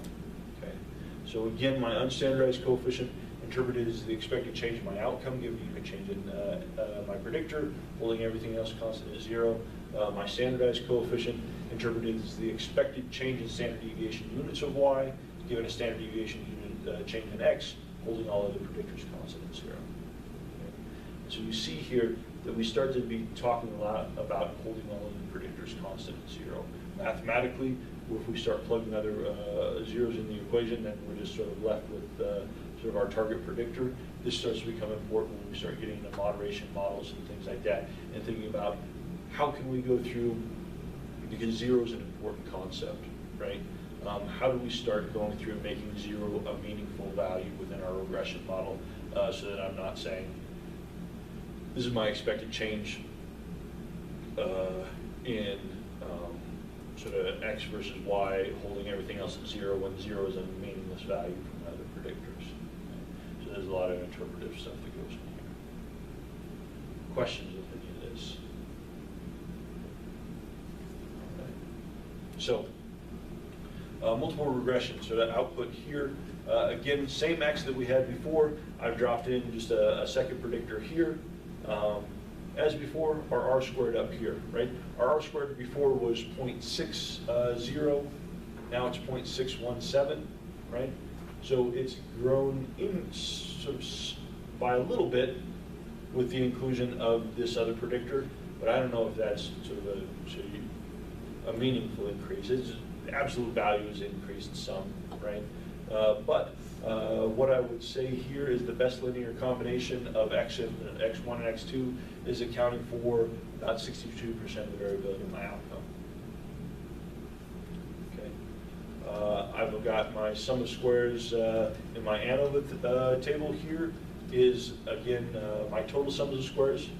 This is the difference between my mean value of y and all the individual observed scores, some of those squared deviations, sum of squared regression, again, is going to be the difference between my predicted values for y and the mean of y for all cases, the sum of those squared deviation values. And then my residual is going to be the difference between my observed values and my predicted values. Some of those squared deviations going to be my sum of squares of residual. Got my degrees of freedom for my regression, degrees of freedom residual, degrees of freedom total. Here, degrees of freedom regression, again, still number of predictors, degrees of freedom residual, total sample size minus the number of predictors minus 1, degrees of freedom total is still sample size minus 1. In the two variable situation, in the two predictor case, and again, this gets more complicated if we start to add other things in. But if we go through and we take a look at our standard error, right? Okay, well, before we get there, my F value here, again, think about this. These are my model statistics. And here my F value is telling me whether or not my estimate of population, squared population correlation here is equal to 0. Emilio, what am I saying here? It's significantly different than 0. It's statistically, I got a statistically significant model, right? And again, 60% of the variability in outcome for the types of things we do would be pretty good. We're pretty excited about that, right? And so this is clearly different from 0. And so what I would say is the combination of x1 and x2 is accounting for non-zero variance, and this specifically is accounting for about 62% of the variability in my outcome. Okay? And that's being tested here with in my F test. Also got my regression coefficients. Again, here's my constant, right? Layla, what's my expected value of y when x1 and x2 are held constant at 0? Oh, my expected value of y when x1 and x2 are both held constant at 0. If I'm holding both my predictors constant at 0, what's my expected outcome for y? Yeah, there we go, right? We're talking about our constant, right? And again, if I'm thinking about y hat equals a plus b x1 plus b 2 x2, right? If I make that 0 and that 0, what's left is my constant, right? Got my constant here. I have my my unstandardized coefficient for x1. Laura, can you give me an interpretation of my my unstandardized coefficient for x1? For every 1 unit change in whatever x1 is, it's going to be 0.56 change in 1. Perfect, right? And what's the last thing we have to add on that? Holding x2 constant. And there's a lot of different ways we can talk about this, right? There's no magical words. You don't play around with this. We can say, after accounting for variability attributable to x2, we would expect a 0.56 unit increase in y given a unit change in x. Right? We could say, controlling for x2, we would expect a 0.56 unit increase in y given a unit change in x. After accounting for this, controlling for this, taking into consideration this, and so wanting to sort of play around. So there's a lot of different ways you can go through and talk about this. Okay. And Nick, give me an interpretation of x2 here then. X2 is an estimated predictor of y, and that for every 1 unit increase in x2, there's only a 0.01 decrease in y. Okay, right. And so, and I didn't catch on the front. What did you say to start this all off on? X2 is a significant predictor of y. It's not. Did you say it's not statistically significant? No. Okay, right. And so this starts to become tricky as we work through these regression models and as you're doing write-ups, right? Is it reasonable to tell me about expected change in y given a unit change in x? X2? Probably not. Why not, Haley? I mean, if it's not a big enough difference to mention, it doesn't matter as much. I guess it doesn't Okay. account for as much variability. Okay. So. And in particular, how much variability does this account for? Well, let's not talk about that. Okay. So based on my statistical test, is X2 a reliable predictor of my outcome after I control for X1? No. It's not, right? Is this anything that we could even talk about as being marginal or close? No. And so it doesn't make a whole lot of sense to start telling me expected change in Y given a unit change in X if it's sort of not a reliable predictor, right? And so in this case, as you're going through, what I don't want you to feel like you have to do is go through and say, copy and paste, given a unit of changing this and changing this and blah, blah, blah, blah. Because I don't know. Like, actually, I don't sort of know what the unit change in Y is going to be given a unit change in X, because this isn't contributing to the model, right?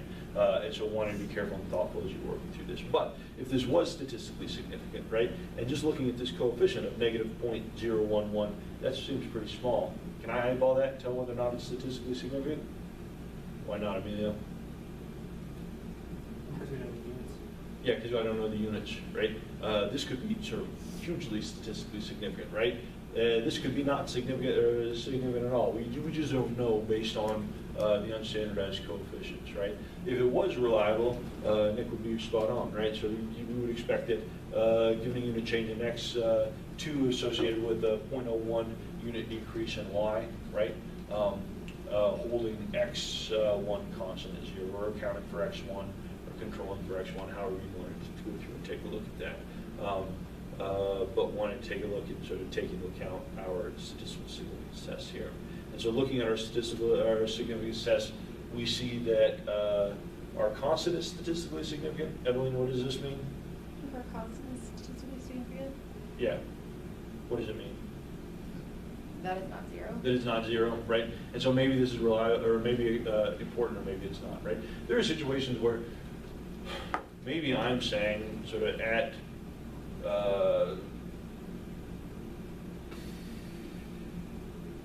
looking at some relevant outcome or something like that, some predictor, and so at 0 levels of this is sort of, let's say it says my outcome is change in income or something like that, right? Given change in income, given years of education or something along those lines. I don't know, like, or 0 as sort of, we'd say, is change in income sort of given this sort of with sort of this other thing at 0, is that 0? No, it's not. So that means at least there's some change or something like that. There are certain situations where this might be something interpretable. Most of the time for our stuff, it's not. We generally don't care a whole lot, but wanting to know, again, what I want for you all is to be able to look at your regression output and be able to identify and be able to interpret everything that's on there, just so that you know what's going on. Okay? So we see that my statistical test for my constant is, my constant's reliable or significant, but that probably doesn't mean anything to me or anything I care about. X1, statistical test for that is also statistically significant. We reject the null hypotheses that my coefficient here is 0, suggesting that yes, in fact, X1 holds a unique relation, which my unique association with my outcome, controlling for X2. But if I go down through and I take a look at my statistical test, fail to reject the null hypotheses here, and find that after controlling for X1, fail to find evidence, we don't have sufficient evidence to claim that X2 holds a unique relation with my outcome after we account for shared variability with X1. Here are our standardized coefficients, okay? And so here, we can't directly compare these two because they're working with different units, right? But on my standardized coefficients, I can compare these. And this is the nice thing about standardized coefficients. Within the context of a regression model, right, we can go through and say, that's actually pretty huge. That's sort of much smaller, right? So we can kind of get a sense for the relative contribution of X1 versus X2. Now we know that X1 is statistically significant, X2 is not, but our sort of coefficients here are going to be a better gauge of, in a horse race, who's contributing more to this solution, okay?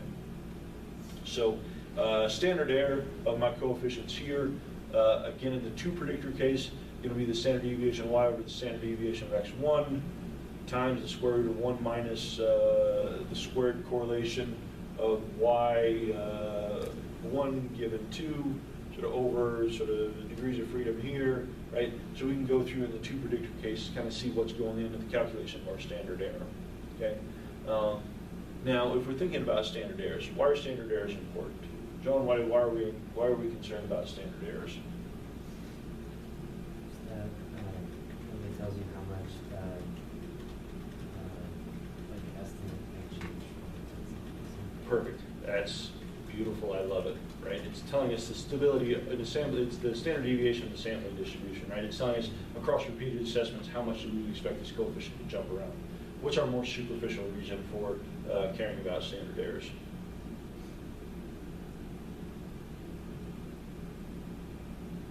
Because the lower the standard error is, the higher the test statistic. Right? It contributes to our test statistic. If I go through and I take my standardized coefficient here, divided by my standard error, it's going to give me my t-test. Like you can do that. If you take 0.561 and divide it by 0.101, you're going to get something very close to 0.560 right there, right? I mean, it's literally giving our test statistic. And as our standard error increases, what happens to our test statistic? It goes down, right? And if our test statistic goes down, the likelihood of me getting the claimed statistical significance goes down, right? So I should be very, very concerned with my standard errors. Standard errors of my regression, within my regression model of my individual coefficients, are going to be dependent on a couple different things.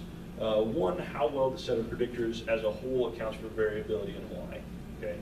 So this is one of the things, and I think we need to think about this sort of more often than we do in our field, but if I'm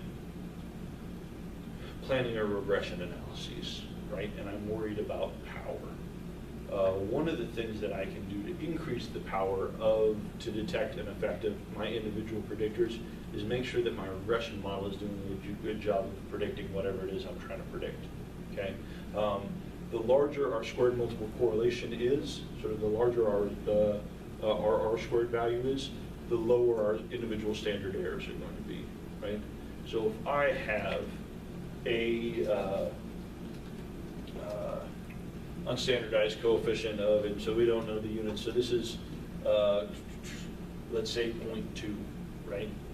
And in two models, I've got my unstandardized coefficient is 0.2. The standard error for the model that has the higher R-squared value is on average going to be, the standard error for this individual coefficient is going to be smaller, right? So if we're doing, and this makes some sense, if we're generally doing a good job, if our model's good at accounting for whatever it is that we're trying to account for, that's going to increase the power of our model, okay? So wanting to think about if I'm running a thesis or a dissertation where I'm using a regression analysis, right? And I'm sort of have some effect that I'm wanting to sort of increase the power on, one of the things I can do is try and make sure that whatever it is I'm trying to account for, other things that are hopefully unrelated to the thing I'm interested in that can be included in there are included in there, okay? So we want to make sure that, so if I know that X, Y, and Z are all sort of predictive of and account for variability in my outcome, those things should probably be in the model for theoretical reasons, for conceptual reasons, but also for power reasons. Because if I'm trying to, if my model accounts for 5% of the variability in my outcome, which happens sometimes, that I've got to have a whole lot of people in that model in order to achieve statistical significance, because my standard error is going to be high. Okay, so one, your R-squared determining, influencing standard error of individual predictor or standard error of individual predictors, and then the extent to which our predictors are redundant with other predictors in the model. Okay, this is, as we talked about, directly related to tolerance, 1 minus r squared, squared multiplication, squared multiple correlation, our VIF factor, right? That's our variance inflation factor, the thing that is telling us how much our standard errors are increased relative to if our predictor was uncorrelated with other things, right? And so if we start to have, and so what are we talking about here? What issue are we addressing, or are we sort of referring to here in point 2? Multicollinearity. If I have predictors, and this, for us clinical folks, this happens a lot. Well, I want to measure depression, and I want to measure negative affect, and also account for anxiety. I just measured 3 things that are arguably not different things, but all the same things. And now all my predictors are all highly correlated with one another. If it starts to get really bad, what ends up happening is we get redundancy in our predictors. We get our standard errors that are really large and really unstable, and it starts causing our coefficients to jump around. So this is what we want to watch out for in this situation. Questions about this? Yeah. So I guess with these results, like if you can give a Venn diagram, would it be like y x1 or like kind of overlap, and then like x2 like overlaps there, so it's like super pulled out? Yeah, I mean, and so it's kind of hard to sort of, so if this is y, right, and this is x1, and then x2 is maybe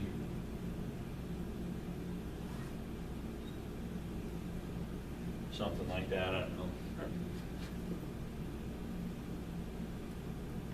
Maybe something like that, right? I don't know, I'd have to go through and take a look. So here, so it looks like if we go down and take a look at our correlation table here, we see that x1 is related to y, x2 is not statistically significant, but am I going to call a correlation of 0.20? No, it's, if I had more people in the sample and this correlation stayed the same, it would be, I mean, it's consistent with a small effect. And so x1 and x2 are kind of correlated. So it might look something like that, right? Where this, right?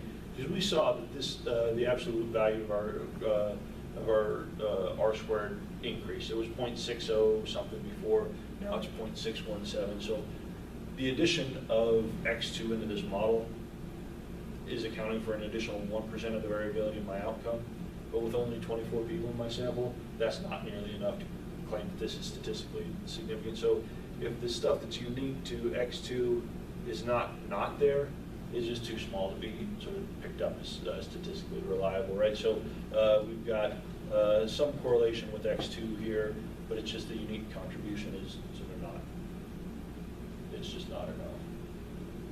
Does that kind of help? Yeah. Okay. Other questions about this? All right. So again, just if we were to run this in Stata, this is, I mean, the nice thing I like about Stata, that sort of the command is pretty slick. It's just reg y, x1, x2, beta, right? And it just pops this out. This is nice. But again, my sums of squares here, my total, here's my R squared value, my model F, my coefficients here, my standardized coefficients. Here I'm just asking for a correlation table, PW core, sort of the same, everything's looking the same, just giving you a different look on what this might look like in a different output. All right, so if we're thinking about relative contributions, because again, when we're working with partial coefficients, we're always talking about relative contribution of additional predictors to the prediction of some outcome, right? And so in a simple regression, right, if a bivariate regression or a multiple correlation, or excuse me, or a multiple regression where my independent variables, where my predictors are uncorrelated, right, I could have a regression model with 3 predictors where my standardized regression coefficients for all 3 of those predictors were equal to the bivariate correlations, right? How can that happen? They shouldn't be, because they're partial coefficients, right? But in under what circumstance could I have 3 predictors in my model, and the standardized coefficients for all 3 of those predictors were identical to the Pearson correlation?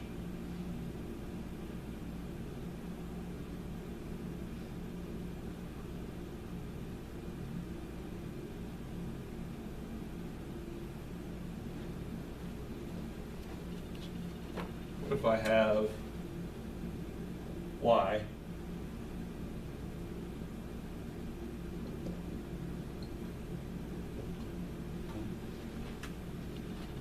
in this situation, what's the unique contribution of x2 or x1? Unique contribution of x2 contribution of x3, right? In this situation, my standardized regression coefficient is going to be identical to my Pearson correlation. What's the relation between my three predictors here, Haley? They're unrelated. 0, right? This doesn't happen to us in psychology, right? Unless we've got an experimental design where we've literally forced our factors to be orthogonal with one another. If we're just measuring sort of just random variables stuff, even if the population coefficient is 0, our actual observed coefficient is not going to be 0. There's going to be some residual stuff going on. But in theory, we could have a situation where my Pearson correlation or my is a reasonable index of the relative contribution of these. Right? What happens more often is our predictors are correlated with one another, right? They're overlapping to some extent, either with themselves or with our outcome. And so what we have to do is we were thinking about what's the unique contribution of this predictor within the context of a multiple regression. We're saying, what's this bringing to the table that's unique, right? And so again, here we have our y, our sort of variability in y, x1, x2, unique, shared stuff going on here. So if I'm talking about sort of my Pearson correlation, right? If I'm squaring my Pearson correlation to turn that into a proportion of variability, and so this is going to be the squared correlation of y with, say, one of these predictors, right? And let's say I've got x1 here. So I've got squared correlation of y with x1 is going to be a and b over a, b, c, and d, right? So my squared correlation is going to be, so the unique stuff that's correlated with y and x1, so these two things over the top of the total piece of the pie, right? Okay. So this is our Pearson correlation, a bivariate correlation. But what we can do in our multiple regression models, we can start looking at different types of partial correlations.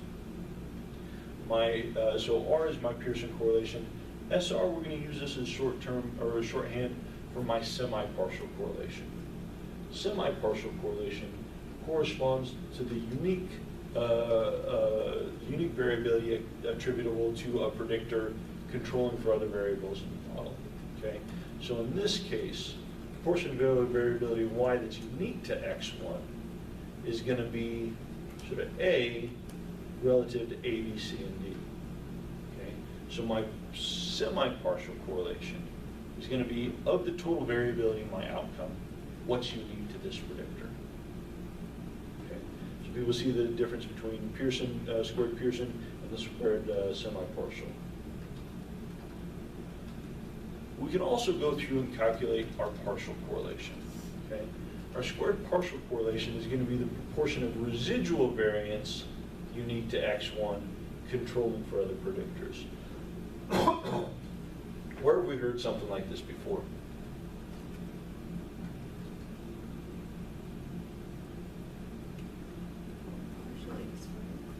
Partially squared.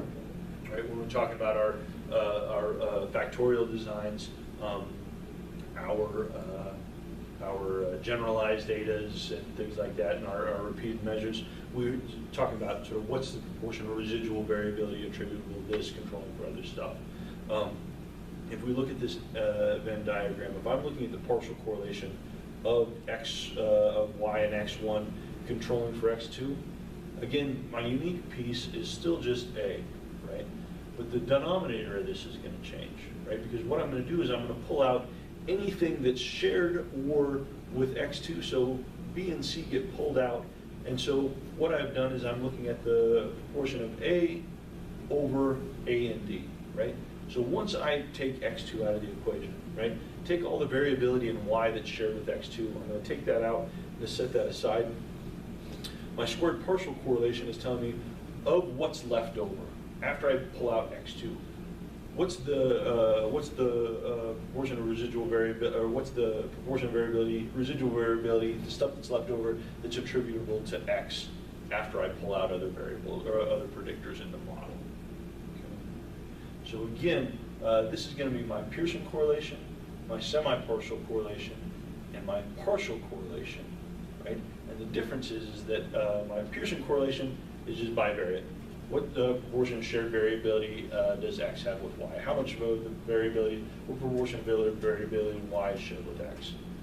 My semi-partial, so what proportion of variability in Y is unique to X, right? So X1 doesn't get any credit. X1 brought a bunch of chips and not much else. It's not going to get much unique variability in total outcome. And my partial correlation is saying, after I go through and I section out everything that's accounted for or shared with my other variables in the model, of what's left over, how much of that is shared with my predictor, right? People see sort of how these are changing around. This starts to become important for sort of, these are effect sizes. These are different measures of effect. This is different ways of communicating the unique contribution of our predictors with our outcome based on our model. So our squared semi-partial correlation, I like this as an intuitive index of sort of my effect. Because if I square my semi-partial correlation, I'm saying, after I account for other variables in the model, so this is the proportion of variability in my outcome Y that's unique to this predictor, right? Of the total piece of the pie, of all the variability in Y, this is what's unique to this predictor, okay? My squared partial correlation, that's less of an intuitive type of thing, because I'm saying of the residual variability, of what's left over after I partial this stuff out, X accounts for 8% of the variability after we partialed everything else out. But I don't know what was partialed out. I don't know how big that is or how small that is relative to other stuff. It starts to get like a kind of a clunky thing. But what I do like to provide partial correlation, and just not the squared partial correlation, which is your partial correlation. This is an important measure of effect. We have benchmarks for partial correlation, also incredibly important for the calculation of power. So in thinking about reporting types of things, squared semi-partials are nice because it communicates information that is easy to understand. But partial correlation is still a nice sort of benchmark measure of effect size within the context of multiple regression. Also helpful for if someone's going to try and do a power analysis based on your stuff, it's there for them to go through and calculate. How are people feeling on squared correlations, partial correlations, sort of sectioning this stuff off? All right. So what we'll see is formula for our partial or semi-partial correlation and our standardized regression coefficient are identical. Semi-partial correlation starts to go through, and sort of denominator takes the square root, so it's similar. But the thing is, sometimes what you see is people will see my standardized coefficient is bound by -1 and 1, right? It's not. You can have, under certain circumstances, your standardized regression coefficient exceed 1. It's weird. It would probably trigger you need to go through and check something in your model. But mathematically, your standardized regression coefficient can exceed 0, whereas your partial or semi-partial can exceed 1 or -1. Your semi-partial correlation cannot. And also, you'll see some people say, oh, you just take your standardized coefficient and square that, and that's unique proportion of variability attributable to your predictor. That's also not the case, so don't do that. If you're going to square anything, you need to be squaring semi-partial correlations or partial correlation if you want to sort of deal with kind of a clunky interpretation. Questions on this? All right. So other thing we want to go through and take a look at is think about our R-squared value, right? Our squared multiple correlation is it's kind of like a fit index. It's telling us how much of the variability in our outcome are we taking into account or is being accounted for by our predictors, right? But what we know, just like, so thinking back to our ANOVA stuff, so what is R squared basically? What's the equivalent in our ANOVA framework? Nick, do you know? R squared. R squared is the same thing as what's our measure of effect size in ANOVA? It's going to be the equivalent of R squared. Okay, that would be a pair of it. What about ANOVA? What was our basic effect size for a one-way ANOVA?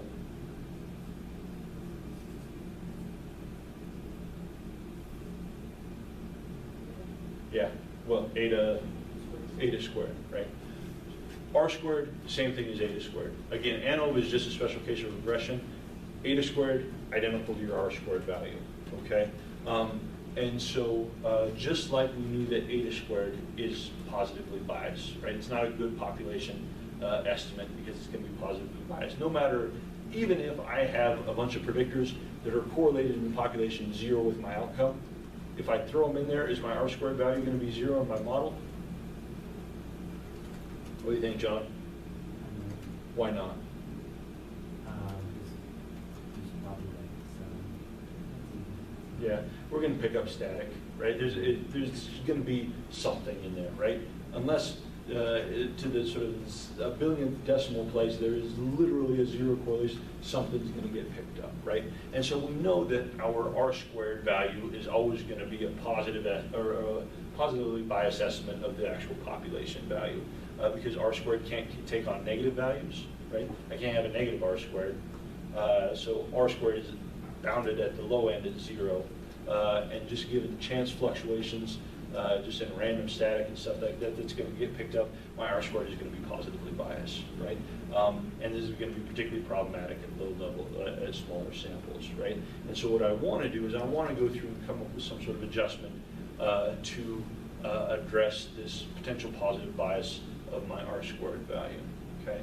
And so our formula for our adjusted R squared incorporates a correction. It's a downward correction that sort of is dependent on number of predictors, sample size, and so the larger ratio of the number of predictors to the sample size that we have, the greater the penalty.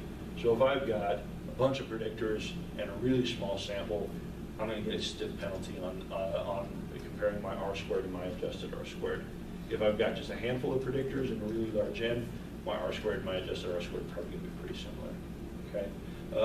What did we calculate in our ANOVA models to, when we said eta squared is a positively biased test statistic, what did we calculate then instead as a better estimate of our effect size? Remember? Okay, partial eta squared, that's sort of a partial coefficient when we got into factorial. What did we count as a better estimate for both eta squared and partial eta squared? Generalized. Okay, we generalized for repeated measures. Omega, right. Remember, we're calculating omega squared, partial omega squared. Your adjusted R squared is just your omega squared, okay? These are the same thing, okay? So R squared, this is like your eta squared. It's a nice descriptive statistic for what's going on in your data. So R squared is saying, for these data, this is sort of my predictors account for 20% of the variability in my outcome within these data, right? But we know that that's going to be a biased test statistic. It's not going to, it's going to overestimate the population statistic. And so our adjusted R squared is going to be a better estimate of that. Adjusted R squared is still going to be positively biased, just like omega squared was still positively biased relative to eta squared, but it's going to be a better population-based statistic than our R squared value is going to be, okay? So again, adjusted R squared, not itself unbiased, but better estimate than R squared. For our regression models, I mean, probably our adjusted R squared is probably going to be a better test statistic to report, okay? But again, because when we're working with psychological science, most of the time, we're not worried about, so our goal is often not to maximize our R squared, right? Our goal is not to sort of account for as much of our outcome as possible. Now, we probably should. We should probably focus more attention on that. But we're generally more focused on individual predictors. And so whether or not I've inflated my R squared or not is generally sort of not something of interest that we're going through and doing. But know that particularly for small samples, sort of this relation between R squared and adjusted R squared, recognizing that our adjusted R squared is going to be a better population estimate for if I was interested in sort of saying that these three predictors account for this proportion of variability in outcome within the population, your adjusted R squared is going to be a better to report relative to R squared stuff. How are we doing on this? Feeling good? Feeling A-okay? All right. So again, some expanded output for multiple regression. Here in SPSS, we can start to ask for semi-partial correlations, partial correlations. What we've got here, again, the same model where we have x1, x2. Here's our r squared, here's our ANOVA table, here's our F that tests our r squared. We're all familiar with that. Here's our coefficients, here's our unstandardized standard error. We take this divided by our standard error, we get our test statistic. Here's our standardized coefficients, t-test significant values.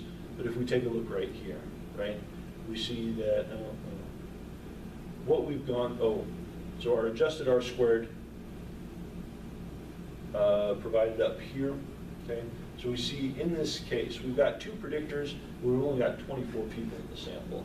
And so if we take a look at our r squared and our adjusted r squared, we're actually getting a pretty stiff penalty. And this is mostly just because we've got a really small sample. We've got 24 cases in this sample. So my r squared 0.62, my adjusted r squared 0.58, we see that downward adjustment because we're assuming that our r squared value is going to be inflated and a poor estimate of the population value. Okay? We also requested here in SPSS part to partial correlations. Okay? What this is going to give us is our zero order correlations. This is going to be just our Pearson correlations. If we ran a correlation table, we would see that the correlation of x1 and y is 0.778. Correlation of x2 and y is negative 0.229. Right. So this is just giving us our bivariate correlations. Partial correlation. This is going to be your partial correlation, what we would call PR up here, right? So this is going to be your partial correlation, and here's going to be your semi-partial correlation. So what I would do if I was reporting these as test statistics, I would take my semi-partial correlations, I might square those and present those, right? Or if I wanted to use standard Cohen benchmarks for things, I would report my partial correlation without squaring it. Because if I square my partial correlation, then I'm talking about the proportion of residual variability that's accounted for by this predictor, right? Versus if I square my semi-partial correlation, I'm talking about the proportion of variability in Y that's unique to X accounted for other stuff. Right? Laura, can you go through and take squared 0.751 for me?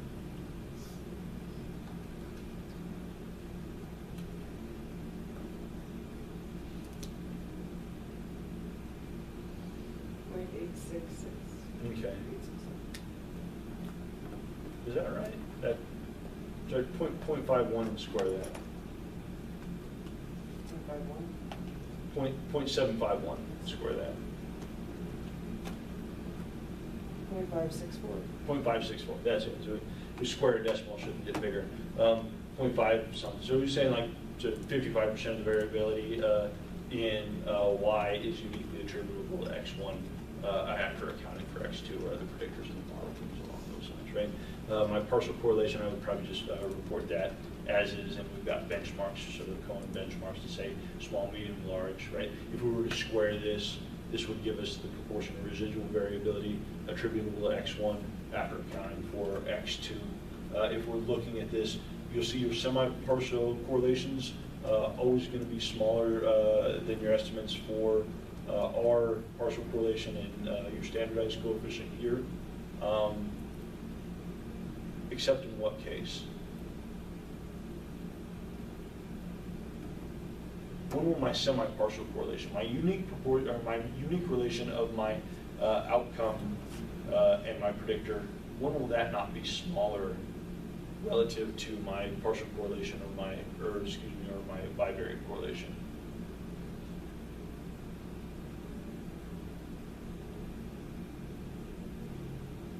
If I have uncorrelated predictors, right? Because remember, if my predictors are uncorrelated, then the stuff's not getting, so my bivariate correlation and my semi-partial correlation are going to be identical, right?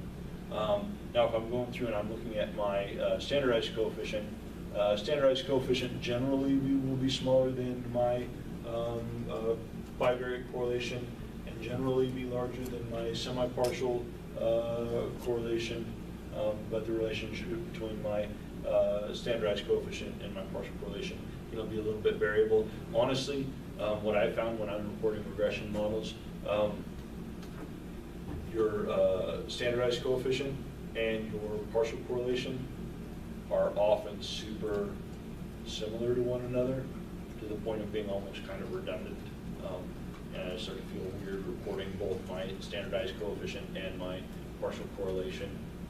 So in that case, I might just report my unstandardized and then my partial correlation. So just unless someone's real hard up to interpret literally a standard deviation unit at x given a, or expected standard deviation unit change in y given a standard deviation change unit of x, your partial correlation is going to be sort of a better benchmark and sort of something that's interpretable there.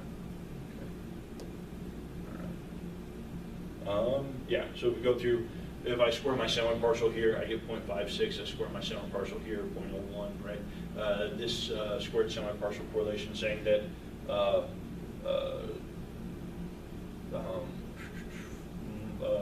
that about 1/100th of the variability in my outcome is uniquely attributable to x2, which is obviously super small, right? But even if I go through and I take a look at my partial correlation here is less than 0.2, suggesting an effect falling below what we call a small standardized effect. So just wanting to be able to move back and forth between these effectively. All right. For Stata, here we've got our adjusted R squared relative to R squared here, so we'll just lays that down again. Remember that R squared is basically our eta squared, adjusted R squared, omega squared. Same thing as going on with our regression models. And then here, you have to request your partial correlation separately in Stata. We just P-core about this, is it'll go through and square both of those, test the statistical significance of those, and so that's just a sort of nice added bonus. Okay.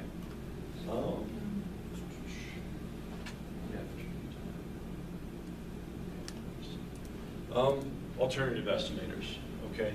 So we've been talking to this point about ordinary least squares of regression. Ordinary least squares, OLS, is only one of a lot of different possible estimators that you have at your disposal. But OLS is really good and really nice for a lot of different reasons. And OLS is probably the one that you should be using unless you have a good reason not to use OLS. But there are situations in which that might be the case. Now, if we're looking at ordinary least squares, remember this is, we're looking at minimizing the sum of the squared residuals, okay? We also have a weighted least squares option. And weighted least squares, we're applying a weight to each residual, right? And we're still minimizing the sum of the squared residuals, but for each case has an individual weight. And that weight is determined by the influence of that case on the overall regression model. What's going on here? We often we'll sometimes see weighted least squares used as a correction for homoscedasticity. If you've got really severe homoscedasticity, weighted least squares is an option. Downside is you need really, really large samples in order for weighted least squares to operate the way it should, right? So no free lunch, but this is what's going on with the weighted least squares. You have estimators that are minimizing, say, least absolute residuals. Instead of minimizing squared residual, we're minimizing some of the absolute residuals here, right? They're just a different way to go about things. And so these alternative estimators can be helpful in certain types of circumstances, but within our field, if you were going to go through and deviate from an OLS, we just want to have a good reason, or a good justification. Say, these were the characteristics of the data that made OLS untenable or suboptimal, and as a consequence, we use a different estimator for this. What you don't want to do is just try and be cute and fun, and now you're doing different things, because under most circumstances, OLS is going to be a better estimator, so we give the type of data that we see. All right. How are we doing? Okay. Want to go through, just because we talked about estimators, just go through this last slide talking about the properties of different estimators, because this is going to start to become important as we're thinking about violations and kind of the type of things we're doing here. If we're talking about estimators that are unbiased, OLS is an unbiased estimator as long as we don't violate our assumptions, right? And then when we say an estimator is unbiased, it means that expected values of our sample parameters equal population parameters. So if I take a look at my sampling distribution of my regression coefficient, right? Over an infinite number of samples of n equals 100, what I want to see if my estimator is unbiased is that the mean of my sampling distribution is equal to the population estimate, right? Over infinite replications, the mean of the sample estimate is equal to the true population parameter. Thinking about the mean as an unbiased estimator of the population mean. Is every mean identical to the population value? No. Sometimes we're going to get means over here, sometimes we're going to get means over here, but over all possible replications with a replacement of sample size of a certain size, our sample mean is going to be equal to the population mean, right? Same type of thing is going into the calculation of our regression coefficients. If my estimator is unbiased, what I would hope is that my regression coefficient over the course of all possible samples from the population of this sample size, that the average of those regression coefficients would be equal to the population coefficient. And if that's true, then I would say that my estimator is unbiased. Okay? If it's not, if the mean of my sampling distribution is above or below the population value, then I would say I have a biased estimator. We're also thinking about efficiency. Okay? Efficiency is talking about the variability of my estimator, right? So if I have two estimators, right? I have my ordinary least squares estimator.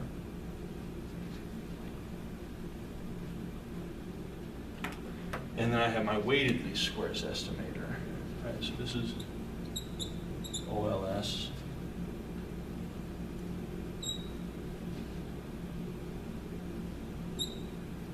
Weighted least squares, right, for n equals 100, right?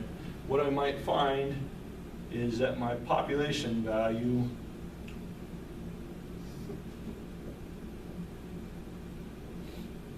for both of these estimators is unbiased, right?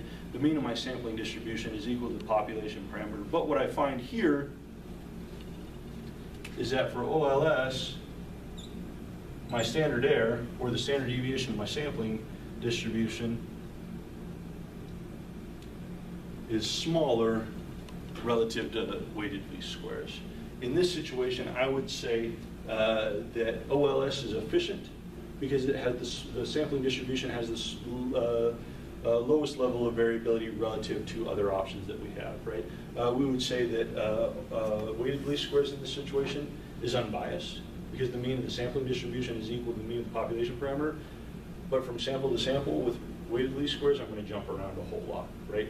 And so I would say in this case, weighted least squares is unbiased, but it's not efficient relative to OLS, because here I'm getting a tighter, so my estimates are going to be more consistent around that population thing. So again, we would say that sampling variance of OLS smallest relative to sort of other options that we have at our availability.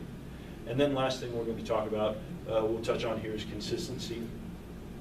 We say our estimator is consistent as if my estimated parameters start to become closer and closer to the true population value as my sample size starts to increase. So thinking again about the mean, as my sample size starts to increase, my estimate of the mean starts to become asymptotically close to the population value as my sample size starts to increase, right? Meaning that I have a consistent estimator in the mean. Now if I have, and so with OLS, my estimate of the population coefficient of a regression parameter, it starts to become increasingly close to the, sort of my sample statistics starts to become increasingly close to the population parameter as my sample sizes start to get larger and larger and larger.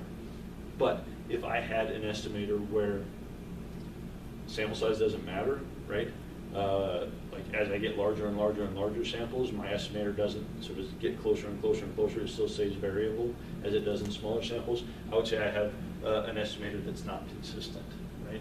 So what we're looking at is we want to make sure that the estimators that we're using, the circumstances that we're using them under, base case scenario, we have estimators that are unbiased, they're efficient, and they're consistent, right?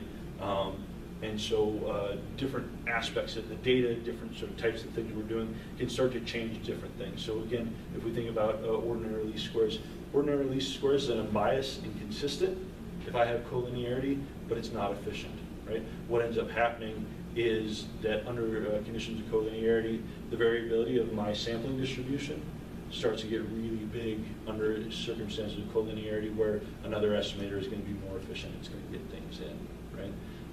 And so these are the types of things that we start to worry about in terms of violations of assumptions, what's happening in terms of estimation of both our regression coefficients and also our standard errors, right?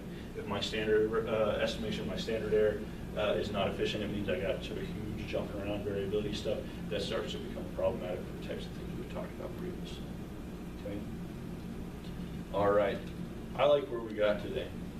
Covered a lot of stuff, got a lot of the basics out of the way. What we'll do next time is jump into properties, our regression diagnostics, start talking about assumptions, and do some work with sort of in-class stuff.